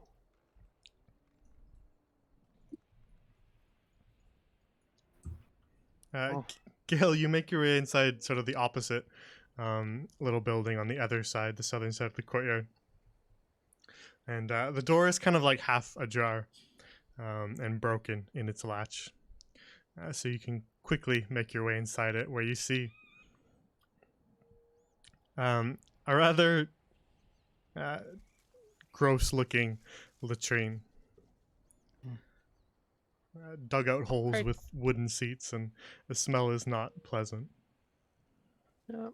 Mm-hmm. Anything in the boxes? Yeah. Brown gifts. Oh, Um, those brown boxes. Pavlova will kind of help you search through them. And you mostly just find a bunch of mold growing.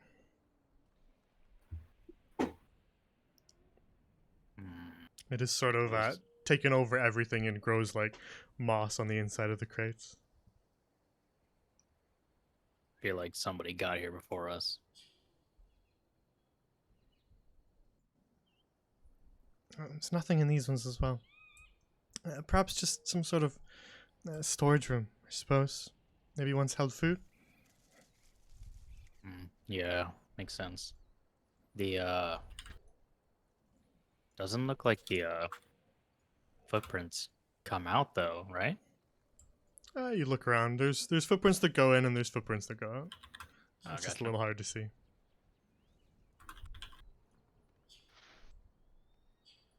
Hey guys. Should we maybe take a break before? Now? Well, like just an hour maybe? Why? We should have done that like before we came here. What do you mean? We couldn't. We're obviously where we need to be, so before going into the rest of whatever this is, we could make a little camp.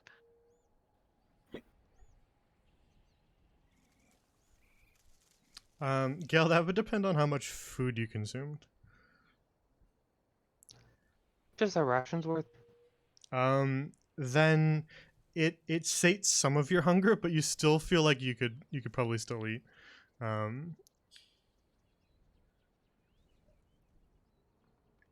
have fish. You don't feel like you're wasting away anymore, but you feel like you're still hungry. I'm alright for a break. Gosh, can you light my fish up? I'm hungry. Yeah, Gosh produces flame and starts cooking his fish. Off to the side of the larger structure, in the east, there is a smaller well, Tibber, where you're standing.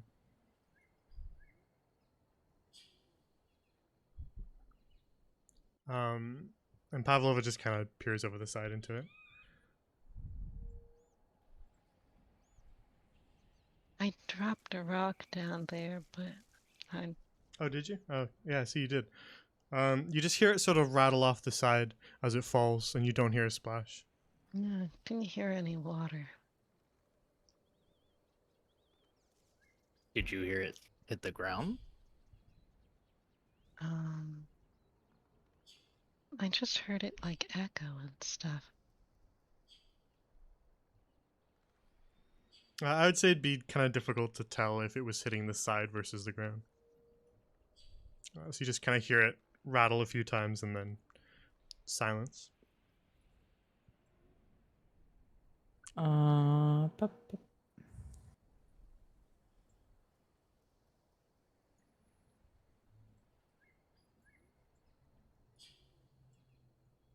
Ruva's taking a rest. Very well. Yeah, you can take a short rest too if you want.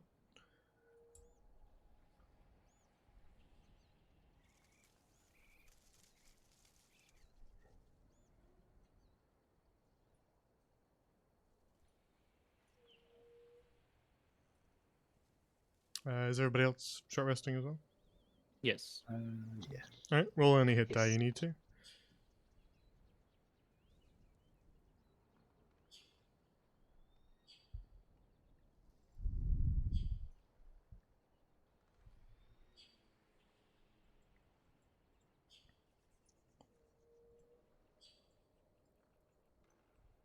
As you sort of spend some time out here in this courtyard, resting after battle, Pavlova just kind of darts around between some of the different structures and is just kind of sketching pictures of them in her notes.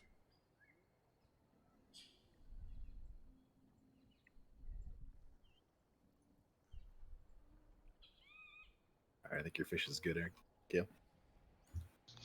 Ah, thank you. If I look down this way, what do I see? Which direction? This way? Just more forest and patches of lavender. Hmm.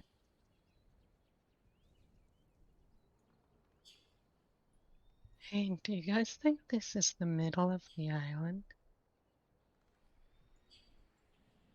I would hope. Well, judging by how far we walked, I'd say probably. Cool. Well, are we doing anything out here? Or are we gonna head in? I think I should probably go first. Yeah, I probably. feel great now. Or not. We all watch Gail just zip past. I don't know. He'll be his own death. I don't know. Hmm. Is this like a door or something or a cave? So the stairs that lead up to the front of this massive keep are blocked at the top by a set of very, very large stone doors. I'll knock. All right. As he knocks, I'm gonna push it. You knock but don't receive any answer as Gale begins to push one of the doors with a large sort of grinding stone noise. The door begins to push open. You know, you should always ask before you go in somewhere. Excuse us, we're coming in. That's not okay. Well,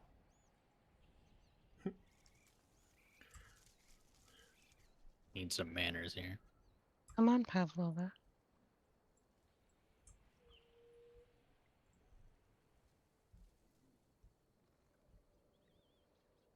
I want to make sure that you're not last.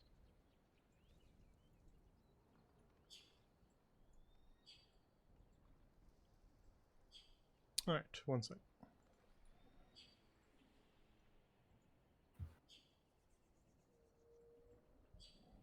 Then the five of you make your way through the large stone doors. As Gale pushes one open, making his way quickly inside. And Save those, man. Come on. I know, why are you doing this? Ugh.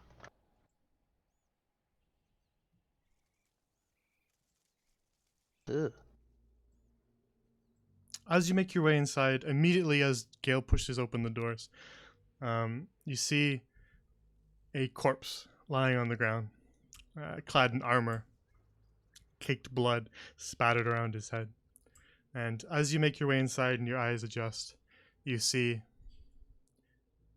tents set up throughout this sort of great hall. And all around the tents, you can see more corpses.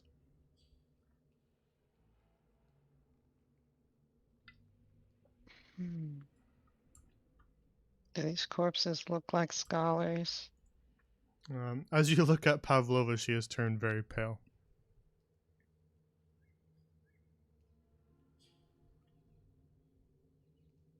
Hey, Pavi, we can go back outside if you want. I. No, I should. We should collect their things, I suppose. Okay, but do you want to hold Bobble? She just kind of quietly reaches her arms out for it. Yeah, we're just gonna give Bobble over. All right, she just kind of bear hugs Bobble as she walks around. Anything on this guy that looks useful? He's wearing sort of dented, battered, and very rusted armor. Lying next to him, he's got a an old-looking longsword. Anything in his pockets? Does he have pockets? He doesn't particularly have pockets, but he does have a coin purse. I'll take that. Does he look like he has, like, how long does he look like he's been there? You can make a medicine check if you want. But Tibbs, as you examine him, you can see that judging by his jaw structure and the way his teeth sort of jut out, this man was half orcish. Are his eyes open? Yes. I'll close them.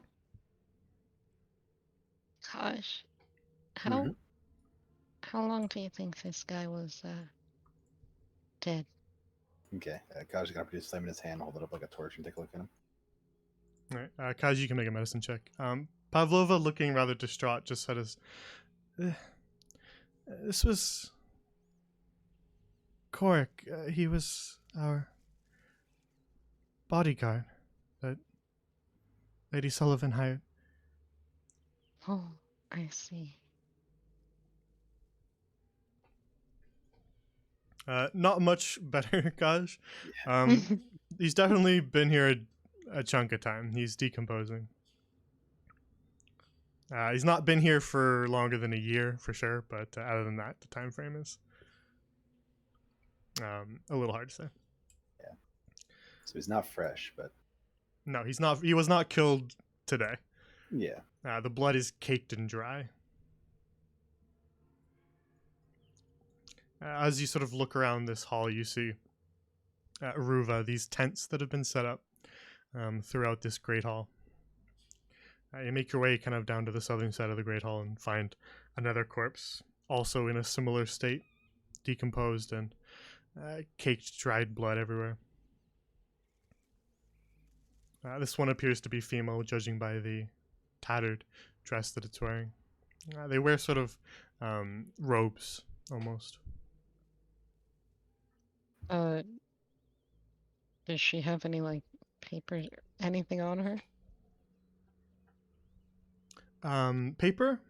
I would say no. But she does have an old, worn-looking rucksack lying near her tent. Okay, yeah, we're just gonna check that out then.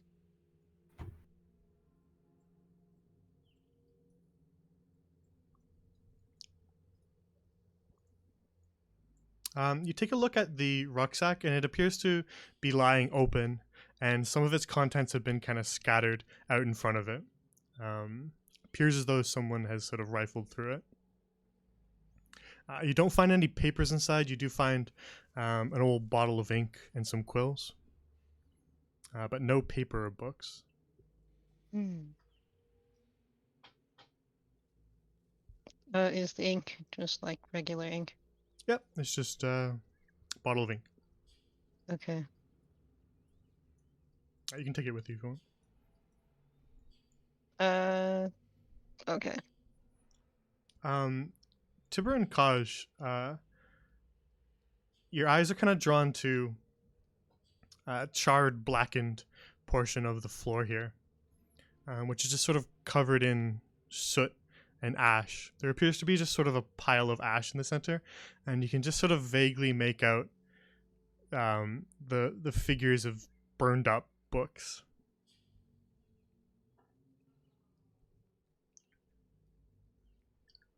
Looks like someone didn't want this knowledge getting out. You recognize any of this, Bev? It looks like whoever did this burned all their notes and research as well.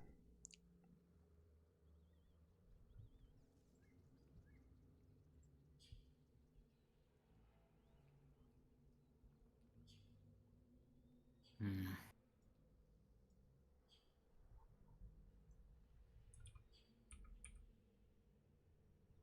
What does this place look like? Now you can just see sort of more blood stains. This man wears robes rather similar to Pavlova's. Anything on him or like looks like in the tent? Yeah, you search through the tent. He's got a few more gold pieces on him. You find some small little kind of charcoal pieces for sketching, I'll take as the well gold as pieces. some quills, some blank pieces of parchment, and an old ink pot as well. Hmm. It appears as though anything that they had that was deemed necessarily important may have been burned.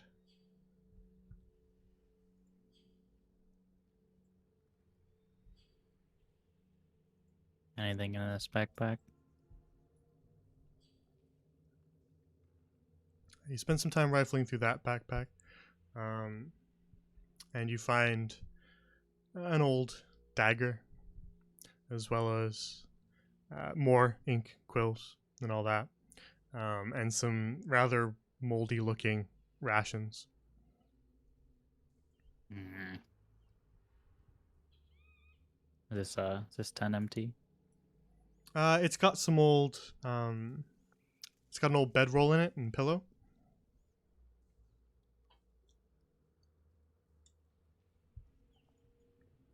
Ruva, just one sec. Ruva, this tent is in a similar state. Okay. And the person, do they have anything on them? More gold coins, but that's about it. Oh. Okay.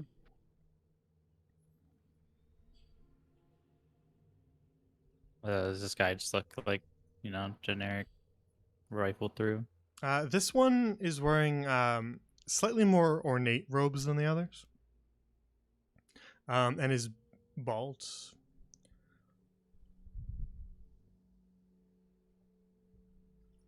He has a few. Is this he has- everyone from the team? He has a few gold on him, and the table where he is sort of lying in front of has a couple unlit candles, some more quills and ink, as well as a little magnifying glass here. Pavlova's kind of spent this time searching through the room, just sort of stopping at each of the people as she goes. Has anyone found any paper? Oh. Looks like they burned what they found. There was some parchment over here, but Oh, over where? Rue's gonna take the parchment. Mhm. Does this just look like a hallway, or can I see like a door anywhere or anything? Off in the distance here, you can see a staircase, a stone staircase that begins to head downwards. Basement. River's gonna take some of the ash and then like go over to the table with the parchment and like sprinkle it on the parchment and kind of like blow over it to see if there's any like indents left. All right. As you begin to do that,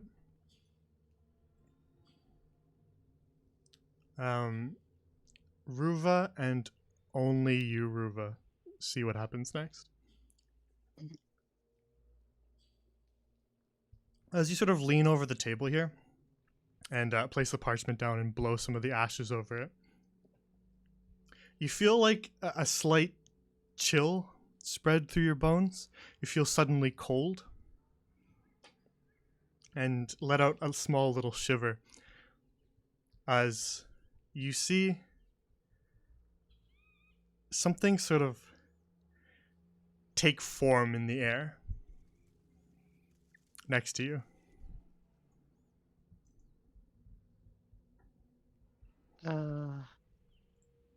Ruva kind of jumps back and has her hand on the daggers. And as you sort of jump back, the rest of you just see Ruva jump back from the table suddenly. As this figure starts to sort of take form, you can see what appears to be an old man, bald with a long beard, wearing the same long robes that this corpse does. And as he takes form, he looks rather cross with you, Ruva. And in a sort of echoey, ethereal voice, he says, "What the bloody hell do you think you're doing? Making a mess all over my table." Who are you? Explain yourself. "I'm Llewellyn Windworm. I'm the leader of this research team. Who exactly are you?" Research team.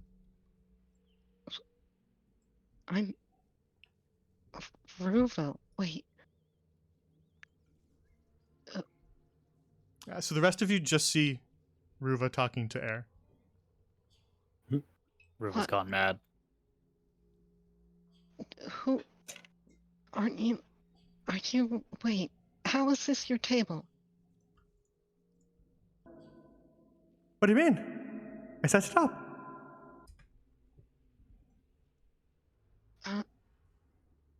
Are you? Are you dead? The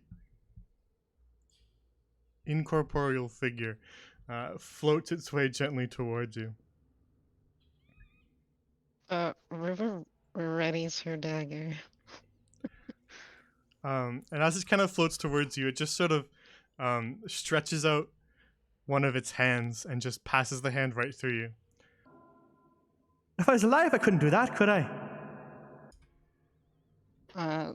River, like, kind of falls down. As the hand sort of passes right through your shoulder, you feel that same cold that you felt earlier. Just, guys. All Kaiju right. reached down, help her get back up. No need to be so dramatic about it. Yes, I'm dead. He's dead. Yeah. Kaiju look at the corpse like, yeah. Yeah, I mean, look at the blood. Who would No, survive he's- that? He's talking to me. What? He's talking. What's your name? I'm Llewellyn Lindworm. He says his name's Llewellyn Lindworm?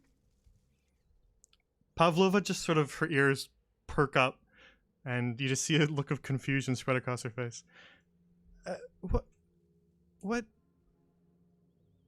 do you mean, Ruva? I see him. He's right in front of me. There's He's dead. there's just a corpse. But yes, that's Llewellyn Limworm's corpse. How did you know his last name? He told me. He's right in front of me. He said that it was his stuff. It's his table. I'm very confused. Do you guys not see him? I don't mean, see- we see him. He's on the floor. No, not Definitely dead. Hmm? the glowing, the spirit one. I'll see whatever you're talking to. Let me see. Am I going crazy? Yeah. I'll kind of put my hands in the air and just like swing around.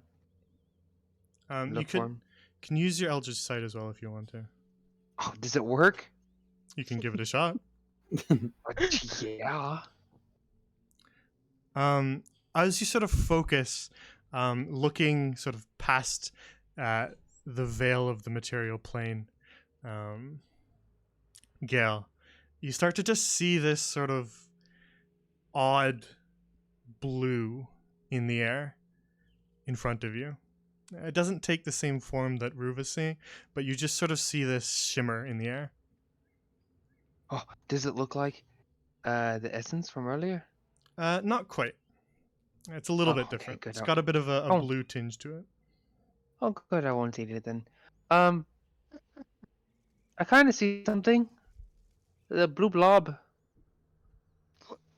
He's bluish, yeah, but not a blob. He's a dude. He's a whole guy. No, it looks like a blue blob to me. I'm the only one like very concerned. Ruva, he is most of a guy. You don't really see much of his feet. He just sort of fades off just above the knees. Yeah, Ruva's not looking at his feet, just scarily looking at his head. Like, who? Pavlova, is there anything only he would know? Sorry, what's that? Is there anything only he would know? Yeah, Asking that's a Pavlova. good idea. Let me think. She just sort of thinks for a while.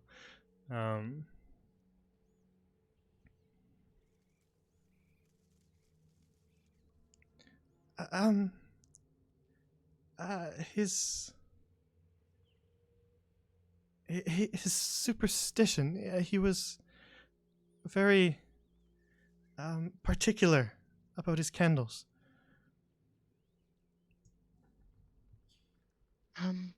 What's your superstition? Superstition? No, it's very important that you light the candles in a certain way. It's bad luck if you don't. Oh, okay. All right, yeah, it's apparently bad luck to light candles the wrong way. Yes, that was sort of how it was. Aye, you have to light them from left to right. Right, okay. So left to right is apparently the good. Okay, I'm assuming this is the same guy. I'm just very confused as to how I'm. Wait, are you the Whispers? Westmar. I've been hearing voices sometimes. Well, that sounds like a you problem. I don't think I'm whispering right now, lad.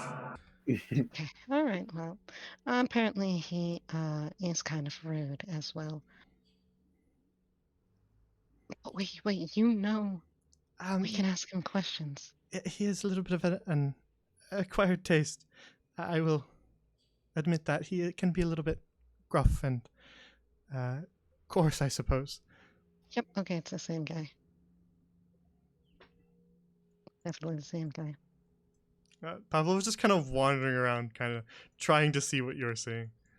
You're gonna walk through him, but that's gotta be rude somehow.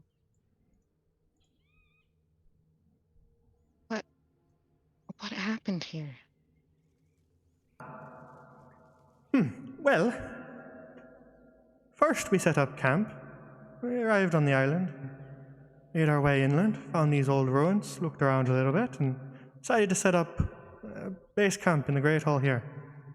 Just finished setting up the tents, and I spin around, and suddenly there's a dagger in me neck.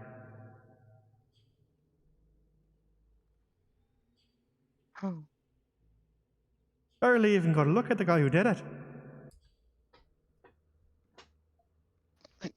did you... What do you remember of the guy? Wearing leather armor of sorts, I suppose. I'm not very well versed in that, and I was wearing this mask, blocked his face. Mask? Aye, mask. Okay, so he was killed by a guy wearing a mask, in leather armor. He got stabbed in the neck. Wait, did the mask look like... Did it have arrows through the eyes? I suppose you could describe it like that, yes. And kind of like a crown on the top? Crown, no. Just sort of happy-like and menacing, and then that was it. Everything went black. Hold on. Ruva's gonna grab the letter from in her pack and show him the seal. Is this the mask? You see him just sort of float his way forward closer towards it to kind of get a better look at it. Almost just kind of lying down on his stomach in the air as he does. Aye, it looks something like that, yes. Again, I only got a quick look before everything went dark around me.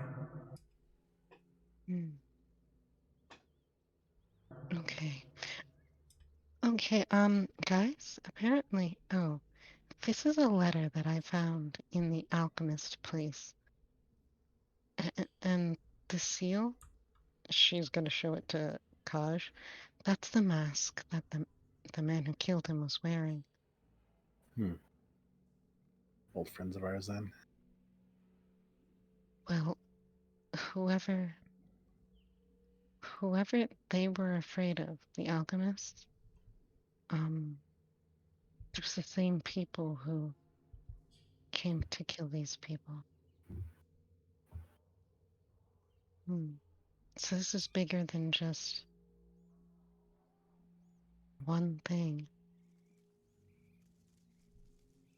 What lead did you have here?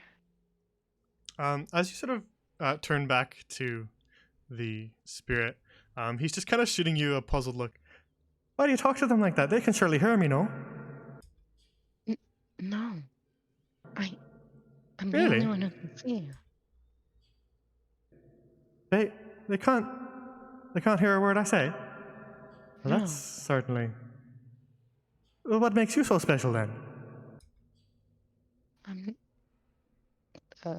Riva looks kind of nervous. I'm not special.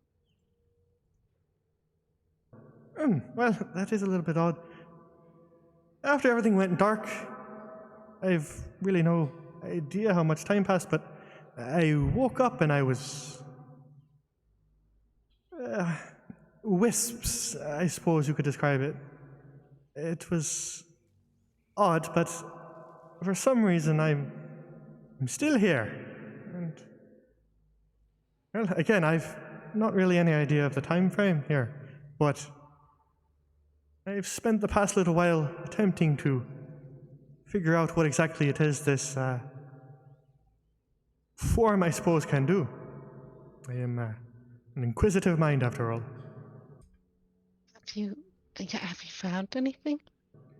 Well, it appears I can't It's amazing. stray too far from this chap here. He just points down at the corpse. So I am sort of chained to it, I suppose, and, well, anytime I try to touch something, I go right through it. How attached are you to your body being in one piece. Kaz just heard her say that without like saying anything else. It's like, Well, I don't want you taking me to the butcher's knife if that's what you're saying. Well, I mean, you have all the information that we need about this place, right? So it might be kind of hard to Well, hold carry on. an entire body. What if you destroy my body and then I disappear? Oh. Oh, that's a good point. I didn't think about that. So, Riva's gonna turn to Kaj. Okay, so he is apparently somehow connected to his body. So if we want to bring him with us in any way, I'm assuming we have to take his body too. why is he still here? He says he doesn't know, Well, but he's figuring it out. the way I see it is, it's unfinished business, yes. Isn't that what they tell little children about ghosts at night? He says he might have unfinished business. And my mother never said anything about ghosts. Well, my mother did. We're gonna have to convince Tibbs to carry around a body if you want to take him with us. Well, Actually, I have a better idea. he says he has a better idea. Listen, I've had a poke about this room, and appears they've burned our stuff, whoever it was who did this. He's kind of looks past you towards the charred remains in the center of the room. But from what I can gather, I suppose it might still be there. In my tent, look under the pillow. He says to look under his pillow in the tent. Which one's his? Probably the green one? Yeah, you did gaze towards that one as he said it. The green one. In the corner over there. How's he gonna look under the pillow? As you sort of make your way into his tent, he's just sort of mumbling to himself, Ruva. They can't see me, I can't hear me. I wonder, it's anything like... perhaps a little bit of focus. He just kind of mumbles away, musing to himself about his experience as a ghost. Kaz, you poke around his bedroll and upturn the pillow, and there's an old-looking leather-bound book under his pillow. Okay. He's going up to Ruba. Is this the thing? Hey, there's me journal. Okay. I knew that paranoid superstition would come in handy one day. Here's I didn't find it. Okay, so you put all of your work and stuff in here? All of it, unfortunately, no, but some of it. Okay. What was the main lead that you had? Well, it's a tad complicated to explain. You see, we heard that there were stories of ruins off on this island, and well, that's obviously true. Now, the locals were convinced that it was just an old military outpost, but I was not so sure. You see, I believe this was an old dragonborn monastery.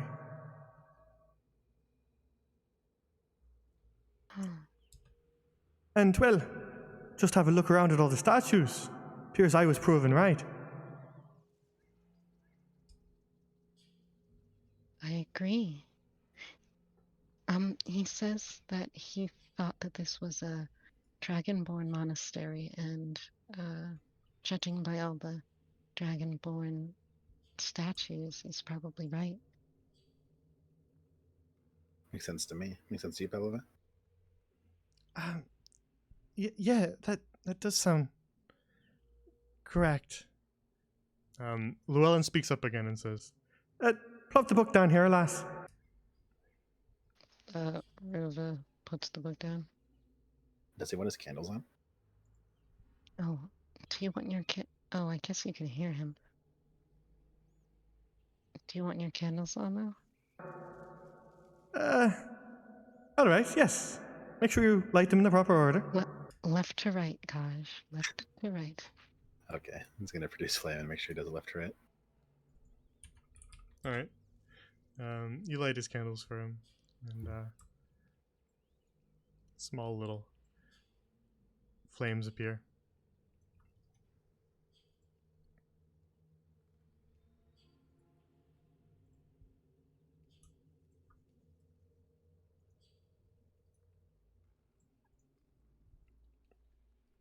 You place the book down on the table, and Llewellyn just sort of hurriedly, all right, open it up. Ruva opens it. The journal itself is rather old and kind of worn. But you can see a lot of notes that are just seem to be entirely unrelated towards the front of the book. Perhaps just old research that isn't really related to this. And as you kind of flip through them, you just kind of hear, all right, keep going. That's not it. Yep, you're just gonna go further to the back. And eventually, you flipping through find a charcoal sketch that fills 2 pages. And it is a sketch of a dragon. Yes, that's it, stop. What is this?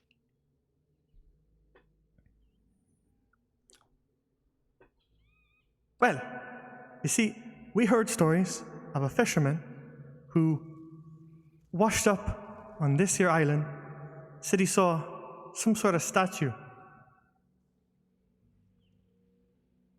And then he just sort of makes motions towards the journal. Something like this was how he described it. So this is on the island somewhere? It's hard to say for sure, but that was what he described. Now, I bet you're wondering, how does this connect back to our original purpose? I was about to ask, yeah. A good question indeed. This whole translating through everyone is a little tedious, isn't it? I shall have to experiment a little bit with it. Wait, is there a way?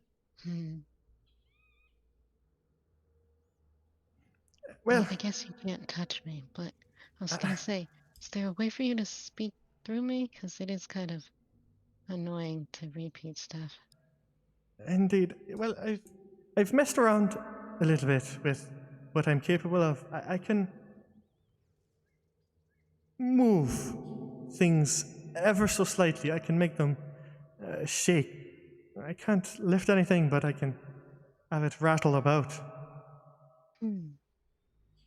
It's sort of a focusing sensation, I suppose. Like thinking very hard about something. I wonder if it will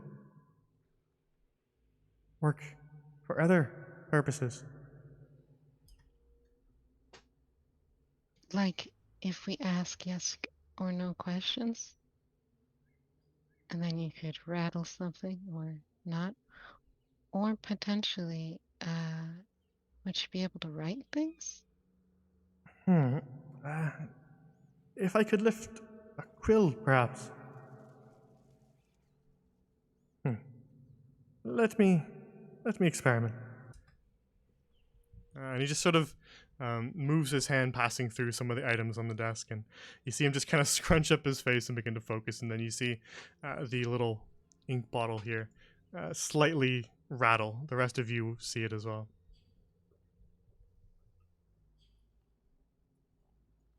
He's trying to communicate with you guys.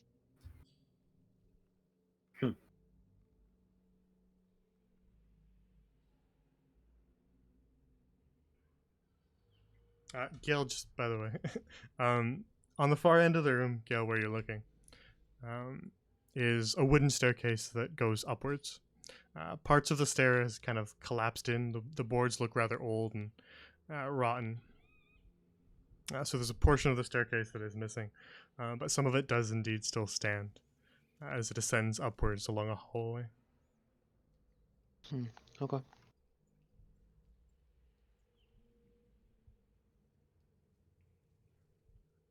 Hmm. Could you ask him if he knows the next place for us to go? Or if he had clues, like left or right or straight?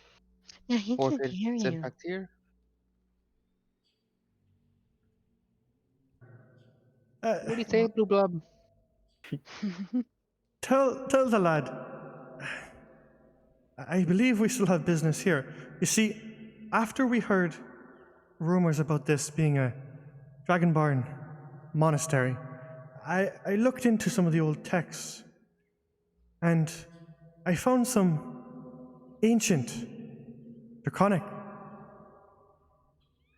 and it describes something like a healing melody. Again, summarizing from the translation is a little bit rough, but that was what it described. And so you can see how that caught my attention. He says that somewhere here, people were talking about it, the healing melody, in Old Draconic. So chances are, I mean, it might have to do with the liar being here. Cause Healing melody. Yep. yeah, I- but if Is it the was a tech monastery, she ran away, right? She ran away from people. A monastery would be a good place to run if you don't want a lot of people. Right. That does make sense. was he able to decipher all the writing? And if not, where is the writing? Oh yeah, where is the writing? Again, just in old textbooks. Oh, I've okay. copied a portion of it down here. He has some in his journal. Can you show me? I might be able to read it. Okay. Need to flip a few Ruva's gonna, pages. yep, Ruva's gonna start flipping through. Tell me if you can read stuff, Gail.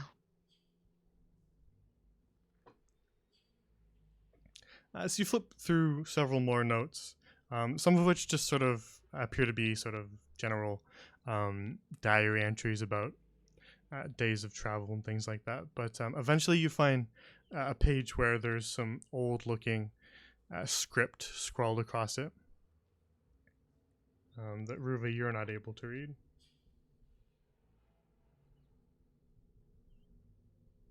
Can you read this, Gail?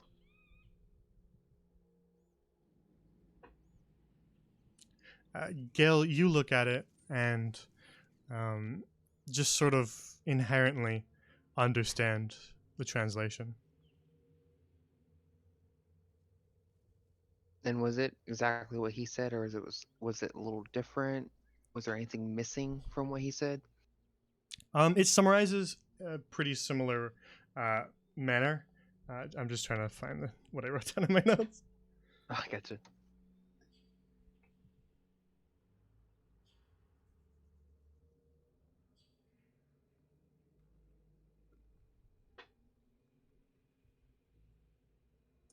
So the old text reads, again, this is sort of a very old form of Draconic. Go. So the ancient text reads, below the birthright, a healing melody sounds out.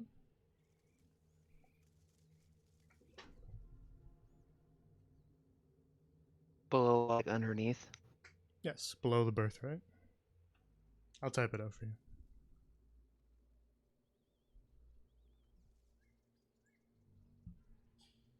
Hmm. Is there a passage that goes underneath or like down? There is up here. That might be the way. This What says below the birthright. The melody shall blow. what what is birthright of dragon?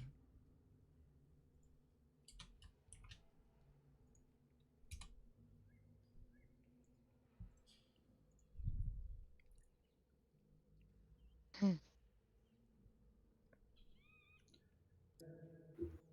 Well, we unfortunately did not have much time to look around this place before. Well, just kind of points at his neck where you can see a large open wound still in his ghostly form. And when I woke up, the room was in this state. Our research burned and no sign of whoever did it, but I believe it'd be worth poking around here a little bit more in case whoever attacked us was unable to find whatever they were looking for. I agree. There's still could be stuff here, so we should probably Aye, try to check it out. Since I mean, the captain did say that not everyone came back, so I'm sure we'll still find them here somewhere, snooping around. Oh yeah. Did he see We anything? Like anyone come by recently? Or leave? um Riva looks expectantly yeah. at him. I've not seen anyone pass through this chamber, no. He says he hasn't seen anyone in this chamber. He is kind of stuck here. Hmm. Assuming it's the only entrance and exit, Oh, that's true. it's That is the probably one fair we to say mentioned. that. Yeah, it's probably safe to say that they haven't left yet. That's not good though, because it's been at least 2 weeks. I mean, maybe they're dead. Oh, Maybe they found what they need and they're coming up, and then we'll find them. Won't really know until we go. that's true. Um, Rivet looks at Llewellyn. Will you still be here if we leave and come back?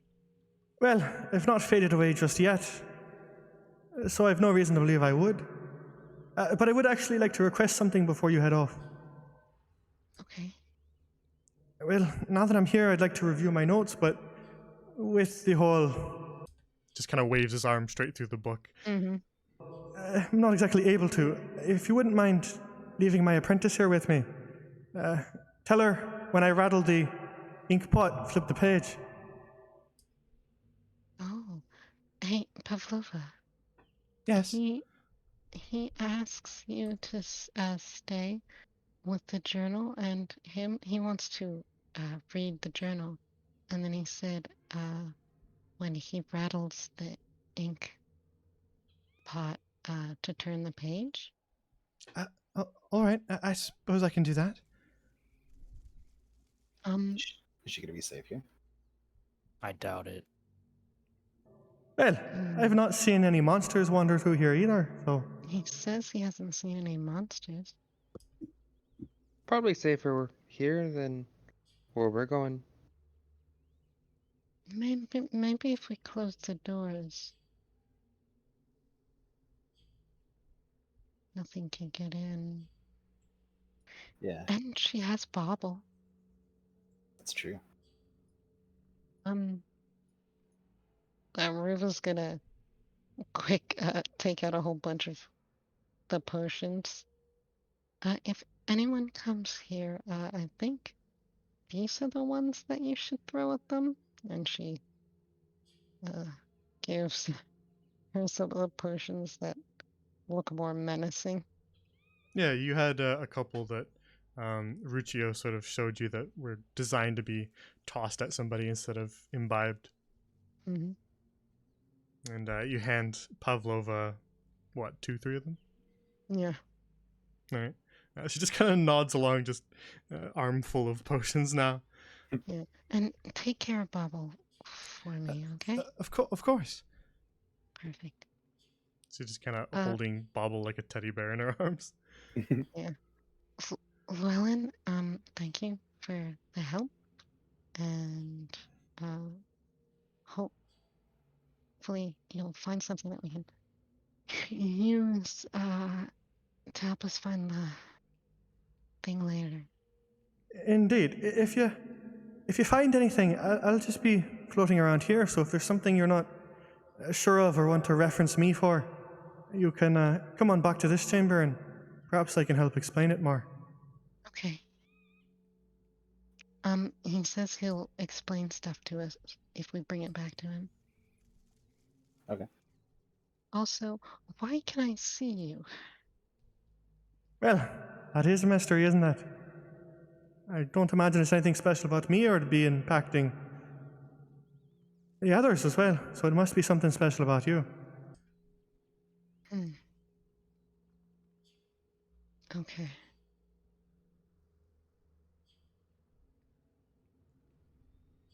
Ruda's just gonna turn to the others. Down we go. Looks like it. Way back, Pav. Stay safe. Alright, so you gather up your stuff and turn towards the northern hall where a stone staircase descends down into darkness. And that is where we'll end the session for today, as you make your way down deep below the monastery.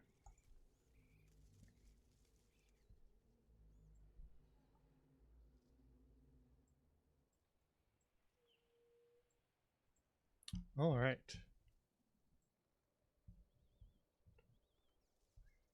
Oh,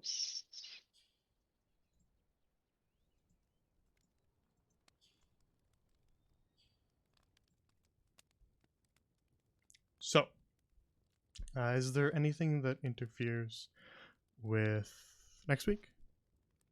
Nope. Nope. Nope. Negative. Very well. Then the next session of Silversong will be next Monday, also at 7 p.m. Eastern.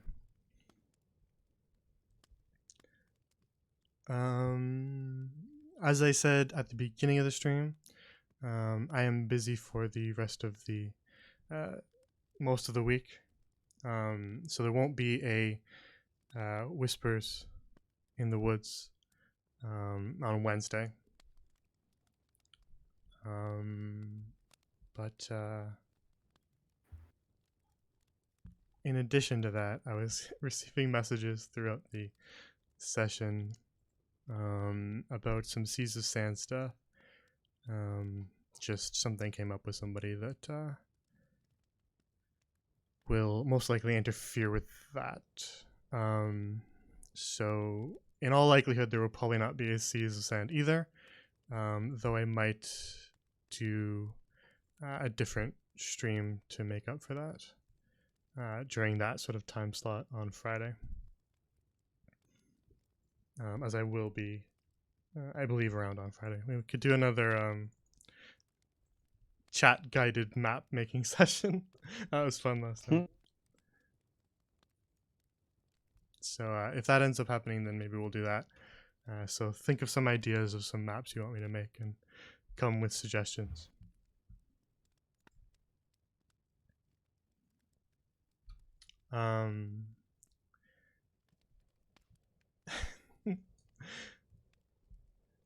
Other than that, it's a bit of a different week, but other than that, that's really all I have to say. So the next actual D&D session might actually be us again. Ooh. Nice. If you want schedule updates, if you want to see sort of when I change things, you can follow the Twitter. The link is there, but it's just at Grand Lorian on Twitter, or join our Discord. Link is there. It's not just for players, it's for anybody who wants to discuss things, so feel free to join. If you miss a stream, you can check out the archive on YouTube, Grand Lorraine on YouTube, but the link is there as well. For past sessions as well as past campaigns as well. So if you ever miss anything, take a peek at that. If you want to learn more about the world, you can check out the link to the World Anvil, which is that last link. And it's basically just a wiki for factions, places, deities, all sorts of stuff that exists within the living world where I run all my campaigns. The campaign tonight takes place in Middlemere. Right now they're kind of on the southeast coast. So if you want to read a little bit more about Middlemere, you can do so. Other than that, that's really all I have to say. Does anybody have anything to add? Thank you for watching. You're Very all well. beautiful. True. Especially that one. You know who you are. You do. Alrighty. Well, thank you everybody for tuning in, and I hope that you have a good night. Thank you for DMing. That's y'all. Thank you for playing.